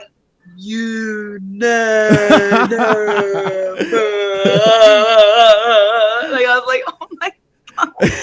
Oh, but it was just a very, very nice of him to check up on me. He was like, hey, you want to make sure you got a good flight home, and then I remember hanging up, and I felt bad that it was all I didn't ask anything about him. I didn't even ask how his day was or anything like that, and I felt bad because it was just like still in soaking mode. So I was like, man, I should have at least asked where he was or something, or just but I think he understood. I think the situation. I think he probably understood what was going on. Yeah, I just felt bad that I was just anyway. I was perplexed by like all sorts of different feelings. But then I sent him a text. I was like, hey, Dana, I'm sorry about my tone. I didn't, it kind of caught me off guard. It's very nice of you to check up on me. You didn't have to do that. But then he had said like, effort, you're good, you're a good fight. Hold on. Don't quote me word for word, but anyways, he said it's a small bonus going your way for your efforts or something like that. So, So where do you see yourself at the end of 2018? Hold on a second. Hold on 1 second. We got one more tip coming in.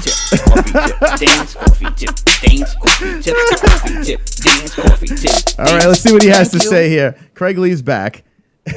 Chris, send link while she is on. This will be nice. I would love to chat live with her. She is. Okay, so cool. Google Hangout, man. This is what I'm going to do, Justine. I'm going to send my friend Craig Lee a link so he could have a quick question with you, if you don't mind. And what I go ahead. Awesome. So what I would like to do now is, where do you see yourself the end of 2018? What do you project? What do you see, like Conor McGregor in the future of Justine Kish? Where do you see yourself? Wait, where do I see Conor McGregor, or where do I see myself? Like how Conor McGregor predicts, he calls himself Mystic Mac and this and that. Where do you see Justine Kish? Mystic Kish, where do you see yourself down the road? And next year, or what? I can't hear what year you're saying. The end of next year, the end of 2018. The end of 2018, I see myself, going for the belt. I would hope I would get a chance to go for the belt or to be the champ. Like, I see myself being the champ, and like,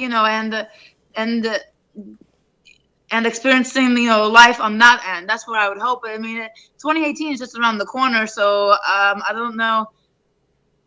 That's just around the corner, and if I'm only fighting every 6 months or so, there's not gonna be much different. Sorry, guys. I definitely do notice that there's a little bit of frustration. You want to get back in there like super duper fast, so I'm sure. Yeah.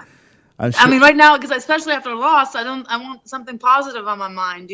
Like, I mean, heck, I'm contemplating middle school wrestling camps. That's how crazy I am right now. Wow, it's insane. Well, hey, listen, you're competing at the highest level right now. I honestly think that this situation could be a huge blessing in disguise, and everyone's going to be watching the next fight, whether it's for the right or wrong reasons. We're all going to be watching. So, how does it feel having that on your shoulders? Your next fight, I'm pretty sure that's going to be a lot of a spectacle. People are going to be intrigued either way. That's nice, really nice to hear. And I'm gonna, whether if it's for one person or a billion person, I'm gonna give my best out there.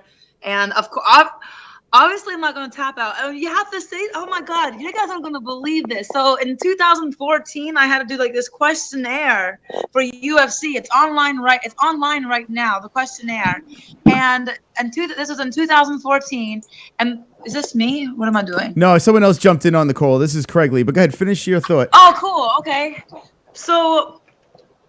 Just me, my brother. Questionnaire, and so one of the they ask you all sorts of questions. This is on UFC.com on their profile, and under my profile, and someone sent me a Snapchat of this. They said, look down on column 2 and to the right. So I read my stupid answers, blah blah blah. And so one of them said, what's your favorite grappling technique? And I said, not tapping. That's I don't know any grappling technique. All I do is I just know I'm not going to tap. I tap 100 times in training. I'll be the first one to tap real quick in training. Mm-hmm. I can't see you. Are you still on here? Yeah, I'm still on here. I'm sorry. Craig Lee is. I don't know. I think he's fiddling with him. Okay. I think Craig is fiddling with himself. So with Google Hangouts, it basically whoever's talking, it goes back and forth. I'm sorry, I wouldn't say anything. My favorite grappling technique ever was not tapping. Not tapping. Okay, so here we go, Justine. I hope you brace yourself because we have Craig Lee. He is the MVP, and this gentleman is the man that has been donating the whole show. And it looks like he has himself. Whoa! He has himself an American flag. He's ready to talk to you right now. So I'm going to give the stage. Go America, USA, all the way. Craig Lee, go Love for it. this woman. Craig Lee, if you could do me a favor, could you just lower your mic just a pigeon, if you don't mind? How about that? There we go. Good. Okay, so Craig Lee, go for it. The stage is yours. Justine Kish is on the line with you. First of all, Chris, I want to say congratulations for landing this interview. She's a very accomplished, beautiful woman who's a great fighter and has so much going on. And you're a righteous dude. You know how much I love the MMA-Holes and everybody in the chat. I see you. I get to read this when you're busy interviewing. So much fun. But Justine, darling, you are amazing. You have so much to be proud of. I just can't say enough good things about you. Oh my God, that's so crazy. That's so nice to hear. Thank you. Oh my gosh. Are you sure, even after everything that happened? Sweet girl, you'd have to watch this show a little bit to know who I am, and you'd know that is no problem at all. But no, really, Oh. I think you're such a good fighter, and I've watched a lot of your fights, and even some that probably many people here have not seen, and some pretty grainy footage, but you can find her. You're just tough and awesome, and you've got a great spirit about you, and you're probably the only woman I think that can out-talk me on this show, by the way. Oh wow, man! I don't know if that's a compliment or if I'm ruining things. No, that's a very much a compliment. So Craig. Wow, well, thank you. I mean, I can talk for days, but I mean, it's not gonna. I mean, there's a lot to talk about for sure. I got a question. Says Justine Kish is live on the MMA-Holes with Craig Lee, the MVP. Justine, do fans send you mail and letters and stuff like that? Do you get a lot of fan mail? Yes, and what's like it's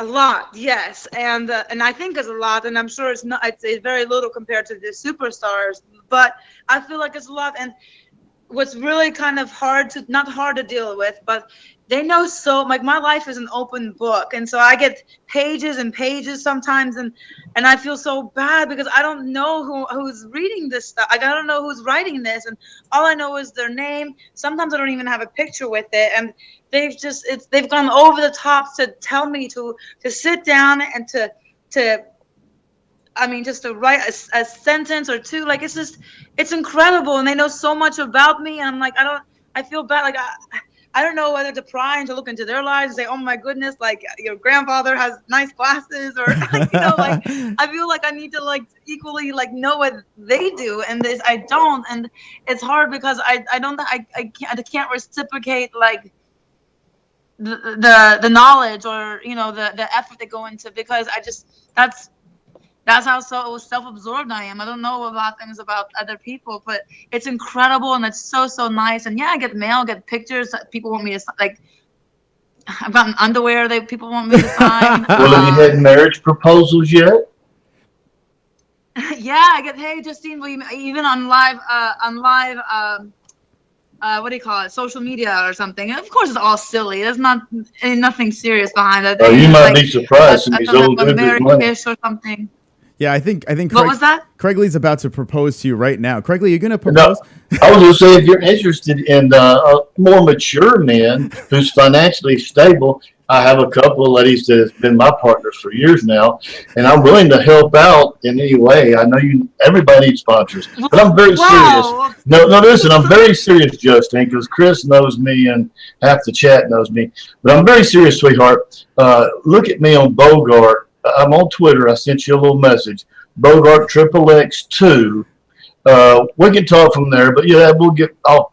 We won't talk about that. But yeah, I'm more happy to help sponsor a young lady who's such a sweetie who's trying so hard, because I have one here that me and Brianna sponsor. Once again, I'm an open man. You really don't know me, but hey, it's all love, all good. Chris, back to you, my brother. I appreciate that. Sounds very sincere, and I have to say, like, wait, how old are you? I'm 55 years young. I'm a United States Navy aviator, retired. Wow. Well, I'm sorry. You're like 20 years too young for me. I'm sorry. There's this Russian in me. I date like 90-year-olds. I can't help it. So Well, that's okay, baby girl. We can still be friends. But to all let's revisit this in like 20 years, okay? You got it, baby. Now listen, to all the haters in the chat. See, because we got haters that will give me shit, give you shit, and Chris shit. But listen, see, I guess half you mothers ain't got a master's degree in electrical engineering, ever flown a jet airplane at Mach speed, so fuck you. Oh, and I'm smoking great weed, and I got 2 women I go to bed with at night, motherfuckers. Okay. So I love everybody. All right, Craig. Any last words, Craig? All right, I'll be check out. I'm sorry, Chris. I had some real shit being thrown at me, but I'm all right now. I'm cool. But listen, Chris, thank you, bro. Are you mad at me right now? No. What, baby girl? Wait, are you mad at me right now? Oh, no. I was talking to the chat. There's some real hate coming through the chat, but don't sweat it. No, what I meant was, you got my deal. You see it in there. I have a flight helmet on. You'll see my message. You rock. You're a great fighter. You're an awesome woman. And Chris, you're an awesome man. You're the best, Craigley. Thank you. Oh, thank you so much. Maybe one day. Yes, baby girl. Y'all have a good night. Love to the chat. All Love right. to my boys. There he is, Craigley jumping in on. That's pretty cool. Look at that. See 20 years, Justine. 20 years. Maybe one day you guys could ride off into the sunset together. Yeah, I was just like, I've gotten messages saying, hey, I know Russian likes. There's one comment, and I've been writing it for a while. That got like, hey, I heard Russian girls like old guys, and so I've been really using that a lot. When guys ask to date me, I say, no, I'm sorry. You have to be 70 plus. That's so and cool. have bad eyesight. That's all I can accept. This is awesome. Justine, I'm telling you right now, I could talk to you for hours. I really can. It's amazing. This conversation is so much fun. You're probably one of my favorite guests. Seriously, I really had a lot of fun talking to you. And are you going to be coming back on the MMA-Holes in the future? Oh my gosh, absolutely. But first, because the title is brilliant, because I love it. I was like, oh my God, because it's, instead of, anyways, you got it. It's very, like I said earlier, it's very punny, with pun intended. Very, very funny. And absolutely, I could talk to you. It's very, very easy to talk to you. It sounds like we could both share a lot of fun, obviously we have a lot of fun stories to share. Awesome. Listen, I'm like besides myself right now. I really had a great time talking to you. I would love to have you address the MMA-Holes right now in the chat. Everyone, all your fans, your sponsors, last words from Justine Kish. Let us know what's on your mind. What's on my mind is I am overwhelmed with how supportive of a group I don't have a huge following, but I have a genuine following, and I say this over and over again. And even after a loss, it feels like I've only gained things. And Again, I was just so scared I was not ever going to be able to compete again. But my attitude, my feelings about it have completely changed thanks to the people that sponsor me, that support me, and these sponsors that I have. They're incredible. And I'm talking, I mean, just to name a few, like, I mean, I love the support, and they're encouraging me. Like, I have to say, like, to Hughes and Associates, to Ortho Carolina, to Spencer Pettis Machinery, to Fairtex, to Kramer Mountain Club. I mean, these guys, they're not sponsoring me for the spotlight, clearly, because they can't be in the spotlight whenever it comes to the Reebok policy, the UFC policies. They're 100% supporting me and supporting my dreams and being the best cage fighter in the world. But no, like, they support in all my wild dreams and things like that. Ever since, some of them are very fairly new, and some of them have been very loyal. And another one would be Fightanium Fitness from Tennessee. I'm sorry, I'm trying to think off the top of my head. I'm sorry, I'm not trying to be forgetful, but I'm telling you, like, the support after a loss seems even more grand, and that's incredible to me. And I'm so grateful because, I don't get paid a whole lot of money, like, not like the superstars. It's enough to, like, stretch out through camp, and, I'll have to figure out what to do financially, like, for because I didn't come back with winnings. So like, maybe I'll have to sell my shorts. No, I'm kidding. I'll work, and I'll figure it out. I'll always make it work. And thanks to the support I have, they help me a ton because, they know, like, my efforts have, there's a purpose. And what I hope to do one day is, to and depending on, anyways, just to pay it forward, and to maybe, I hope to, like, even reach, like, I don't know what kind of, bonus or anything I'm getting, whether it's, again, $1 or $2, but I would like to put it forward towards, especially to the youth that don't have the same, that are underprivileged, that don't have the same, same kind of lifestyle, or the kind of, childhood, like, that I would want them to have. So, like, hopefully I can spoil them one day, maybe for a day or something like that, or do something for other communities, but just something like that will take focus off me and help others. And again, I have this kind of attitude because of the sponsors and because of the support I have and because of the family that surrounds me. Like, I just want to give and give. I want to give good performances. I want to give good effort for everyone. So there. Well, I tell you what, man, this has been a lot of fun. It really has been a lot of fun. And I need one more favor before you go. Okay. I need you to look into the camera and say, I am Justine Kish, and I am an MMA hole.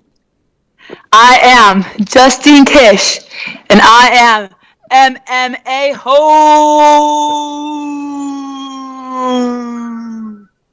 Yes, that is awesome. That is so going in my intro. Oh, wait, we're having the final walkout song.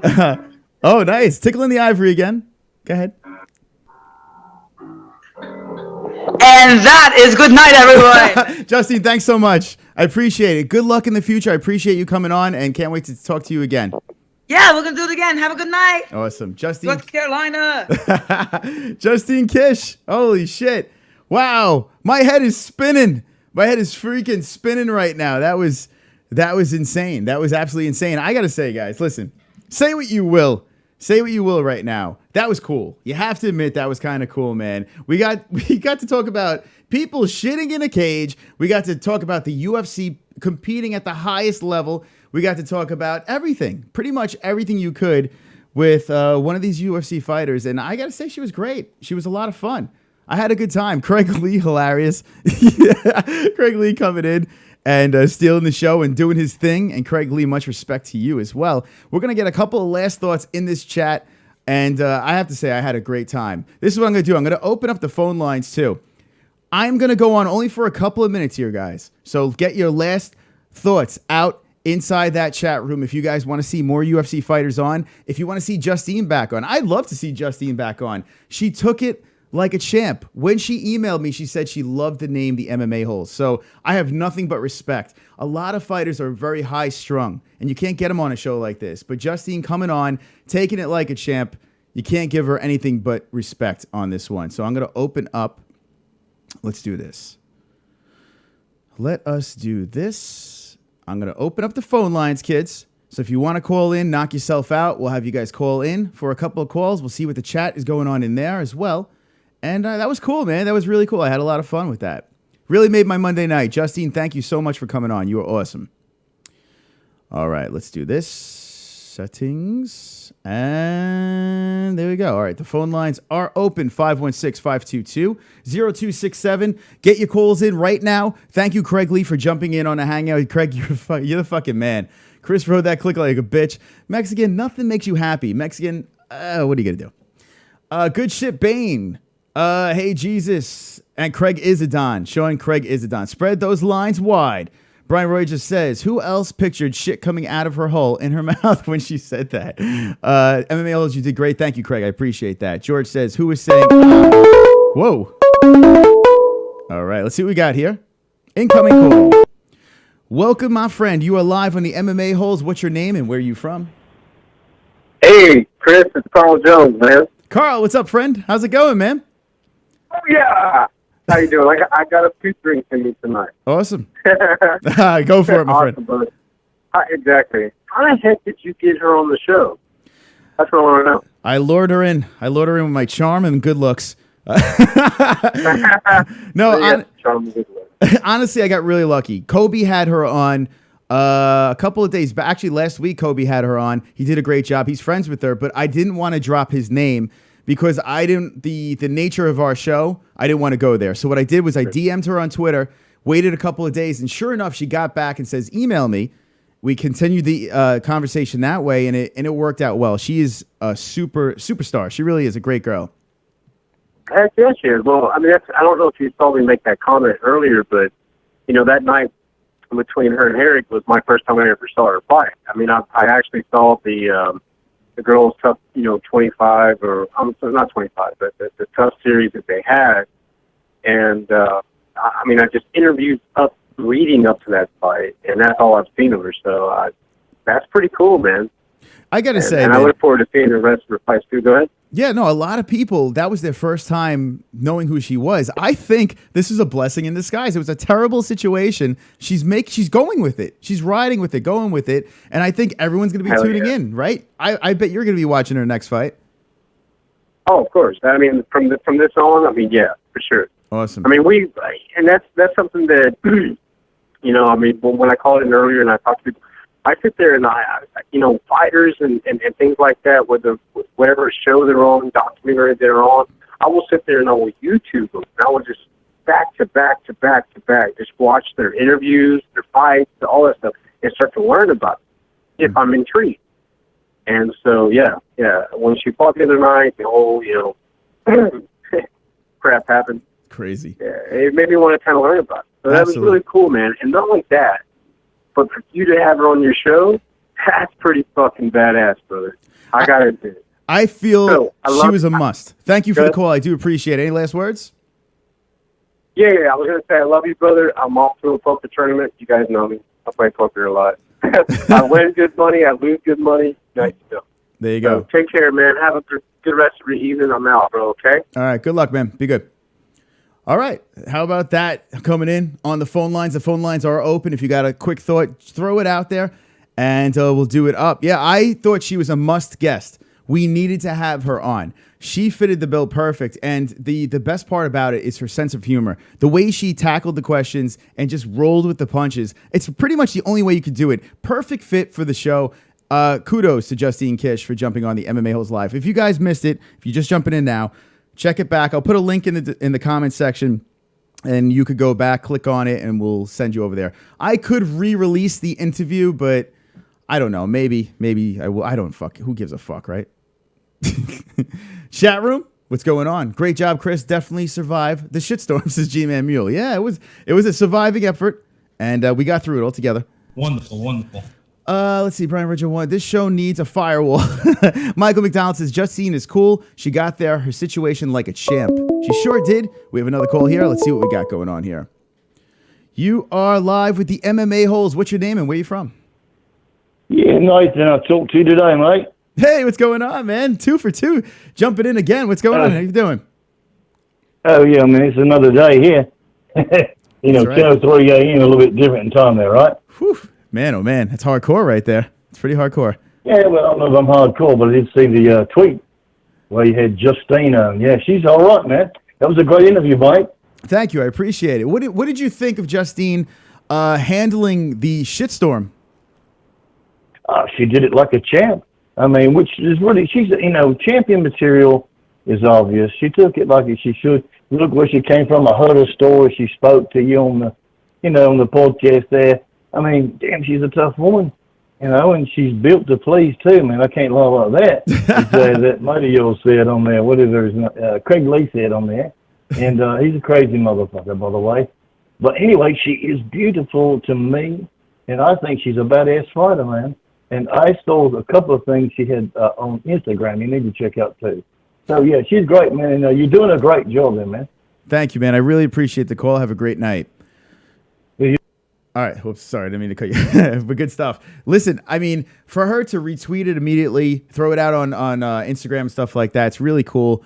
I think it's awesome, man, for someone to just, like, she doesn't know the show. She don't really know who we are, you know? We know who she is. She's in the news. Today, the news broke about the 15 grand for the whole situation with the shorts. I mean, Jesus Christ. Some guy is looking to pay $15,000 for her shit shorts. It's insane. It's absolutely insane. And good for her saying, yeah, I'll take the fucking money. Why not? Why not take the money? So, yeah, kudos to her, man. Let's see what we got going on over here on the MMA-Holes. Let's see. Welcome to the MMA-Holes. What's your name and where you from? I'm from California, and this is Darth Bane. All right. Darth Bane live in the MMA-Holes. What's going on, my friend?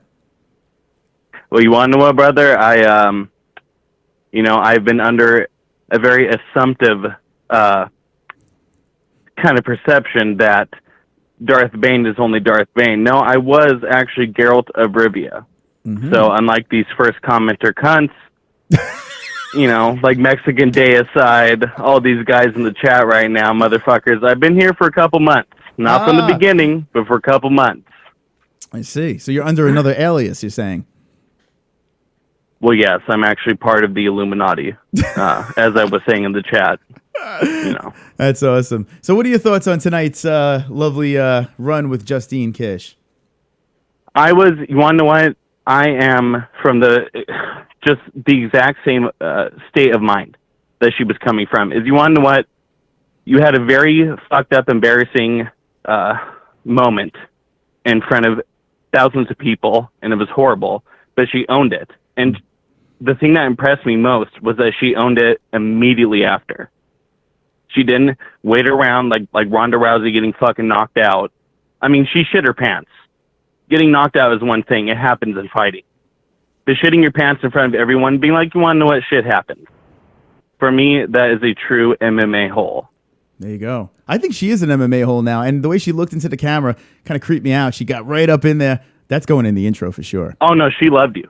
She loved you. Yeah. In fact, the only thing lacking from that whole interview was an MMA hole wristband on her wrist. I better send her one. I got to find her P.O. box and make sure I could send that there. And keep. But you want to know what, brother? It was good talking to you. Praise tech. All right. Oh, it's you fuck. Oh, you fucking cunt. Praise tech. All right, be good. That motherfucker. Fucking Darth Bane. Look at that motherfucker. What a dick. Well, hey, at least we found out who that was. Good call though. Good call there, Darth. Good call. All right, so yeah, any more calls you could jump in real quick. I'll give you a couple more minutes. I like the phone calls. It's pretty fun. It really is. I love doing this shit, man. This shit is... It doesn't get any more fun than this, man. It really doesn't. You know, you get to meet some cool people. You get to talk some shit. I saw everything that was going on in that chat. I am going to rewatch it just to watch the chat to see the shit I missed. And I know I fucking missed a lot of your questions. The thing is, I wanted to have the cringe in the beginning. I wanted to start off with the cringe immediately because all her other interviews, it was kind of like, hey, let's dance around it and then get you there. And she's going to be all high. I wanted her to feel comfortable. So I figured, let's get it out of the way. Let's just talk about it so we could be comfortable the rest of the interview. And I think it worked out well. She's awesome. She really is awesome. A couple more from the chat. If you do have a question or you do have a comment, you can jump in right on the phone calls here, 516-522-0267. You could jump right on in. That fucking guy, fucking Bane. I could tell he's gonna be a good MMA hole for sure. Sounds like a hook-nosed kike. This is Martin Guitars. Sounds like a computer program assistant with a pocket protector. Mofos is Craig Lee. Craig Lee, by the way, I like the whole do an interview, hit him over the head at the very end or something like that, have you come in and out. I like the quick Craig Lee hit. Let me know in the chat if you like that. The quick Craig Lee hit, I think, is perfect. I think it inserts it. As long as the interview goes in that direction, let's drop a little quick Craig Lee in there. In, out, say what you got to say and do what you got to do. I love the way that works. It works out great. Craig Lee's he's the man. You are live on the MMA-Holes. What's your name and where you from? Bobby Badass. No, man, I want you. I gotta say this.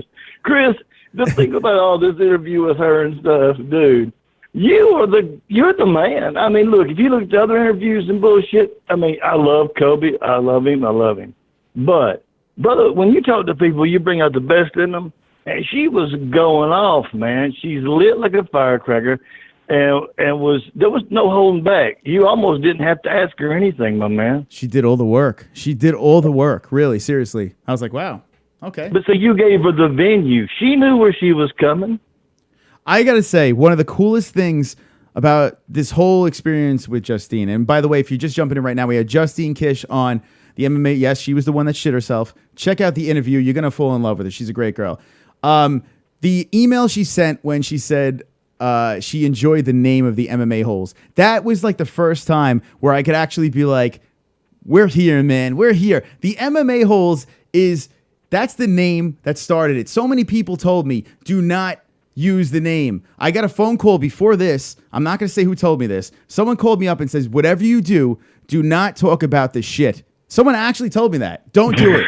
You'll never get another interview, I was told. I'm not going to release the name. I won't do that to this person. But I was actually told that. And I've been getting this since day one. The fact that people are embracing this channel, the cringiness, but being respectful at the same time, I think we walk a good line over there. And Craig Lee, I mean, you're a product of that for sure. Well, brother, what I got to say is the Holes walked the line perfectly. You know, there's some crazy shit that was not seen by her, and that's just pretty much for you, but and for the rest of us. But no, she was a champ, and you know, there's a dude, Jeremy Long, on Twitter, and I think you follow him. I'm pretty sure you do anyway. The War Weekly also has a podcast, something on iTunes, but he loved when he found out about us, he sent me a note saying, hey, I love the name. And that's what draws a lot of people, because, you know, it does give you the air of, all right, these are committed some bitches, but a little bit of controversy about them surrounds them. It's just in the name, brother. That's it. It is what it is. Whether you like it or you don't like it, chances are you're going to watch it because it's a train wreck. It's a train wreck, but we learned something. We learned something today. We learned that this chat room is out of their fucking minds because I saw some of the comments. I'm like, look at these assholes. And then I loved how they were doing the hooker nipples and the reading rainbow. That was hilarious. Hilarious. We get one of the biggest guests that we've ever had on here and everyone's dropping hooker nipples. I'm like, you fucks. But I saw it. I saw everything you guys are doing there, and I appreciate it, man. The good stuff, the bad stuff. I appreciate all the comments from this chat room. Seriously, without you guys, I wouldn't be doing this. Well, Chris, I'm going to get out of your way, but listen, love to you. You did great. And see, that woman's going to set a little platform for other professionals because she is, like I said, and I meant that with all my heart. Look, she's achieved things that, like 1 in a million or whatever, 500,000 of chicks that want to be a UFC fighter and get paid for shitting themselves in the ring, regardless if you win or lose. She's an awesome woman. That's Marion material. She ain't going to be tamed for a long time. She's another Valentino, in my opinion. Love you, brother. Love the chat. You the man. Keep up the good work, baby. Thank you, Craig. Appreciate the call.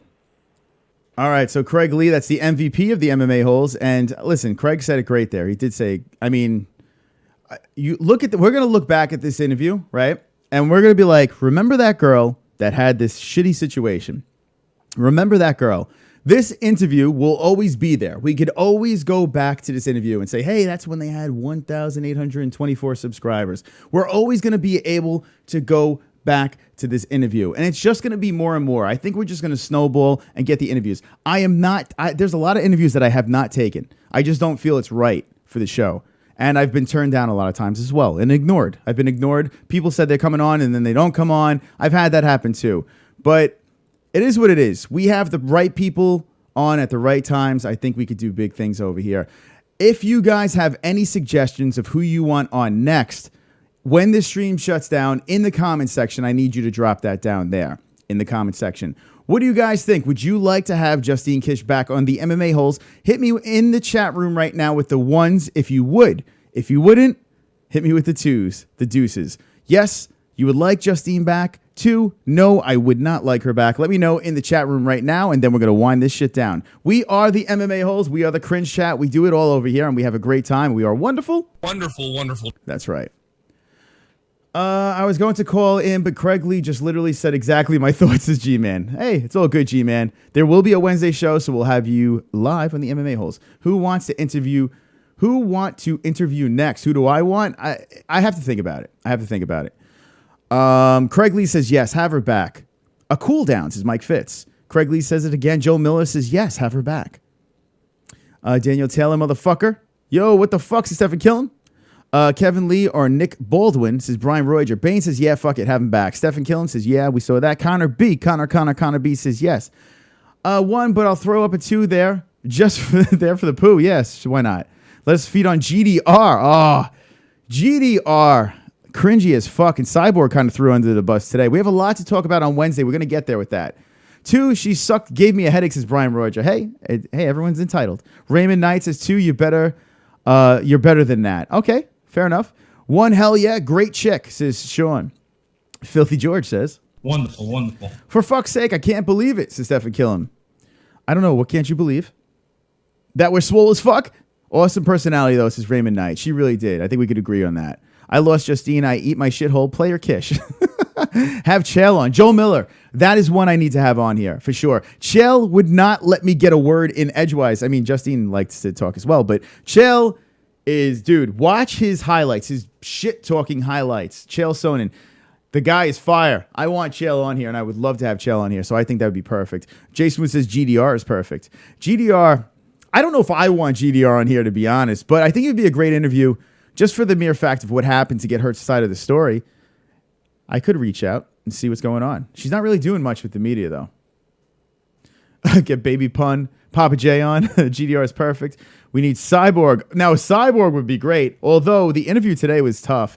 I was actually brushing up on my impersonation as I was watching the video. Get Dracula Hot Dog Lip on next so we can shit on him, says Pro Tool. It's another one I would like on. Bring on GDR for Spit Roast, says Jay Smooth. Filthy George says, if you get Kevin Lee or Mike Perry, it would be wonderful, wonderful. Wonderful, wonderful. One of those is a very good possibility. So, get Magana on up in here. Now, let's lay that bitch to rest. Here, Hydrostatic. Kobe had Magana on. And if you want to talk about someone that rambles and you want to fucking throw yourself through a wall, well, Magana's your girl. Magana is your girl. Justine is a sweetheart. She's a piece of work. But I would have her on for a cringy interview. I would do that for sure. Angela Magana. But I don't really give a fuck about her. Who the fuck is that guy? Angela Magana. So thank you so much, Justine Kish, for jumping on the MMA-Holes. You made my night and you made the Holes night. And we are all in your corner. And she said she is an MMA-Hole, so there you go. You saw it here first on the MMA-Holes. We're going to play this song real quick because we didn't do it. Everyone rejoice because we are the MMA-Holes and we got 10 more likes. I've got 10 more likes. I've got 10 more likes. I've got 10 more likes. Fuck you, dislikes. Yes. I've got 10 more likes. I've got 10 more likes. I've got 10 more likes. I hope the dislikes die of AIDS. Now, guys, I need you to do me a favor here. Definitely share this video. It's so cool to see that Justine Kish threw it up on her social media. Retweet, share it, do whatever you got to do. Put it on Grindr or anything. We made a couple of new friends over here. If you're not subscribed, subscribe to the GOAT.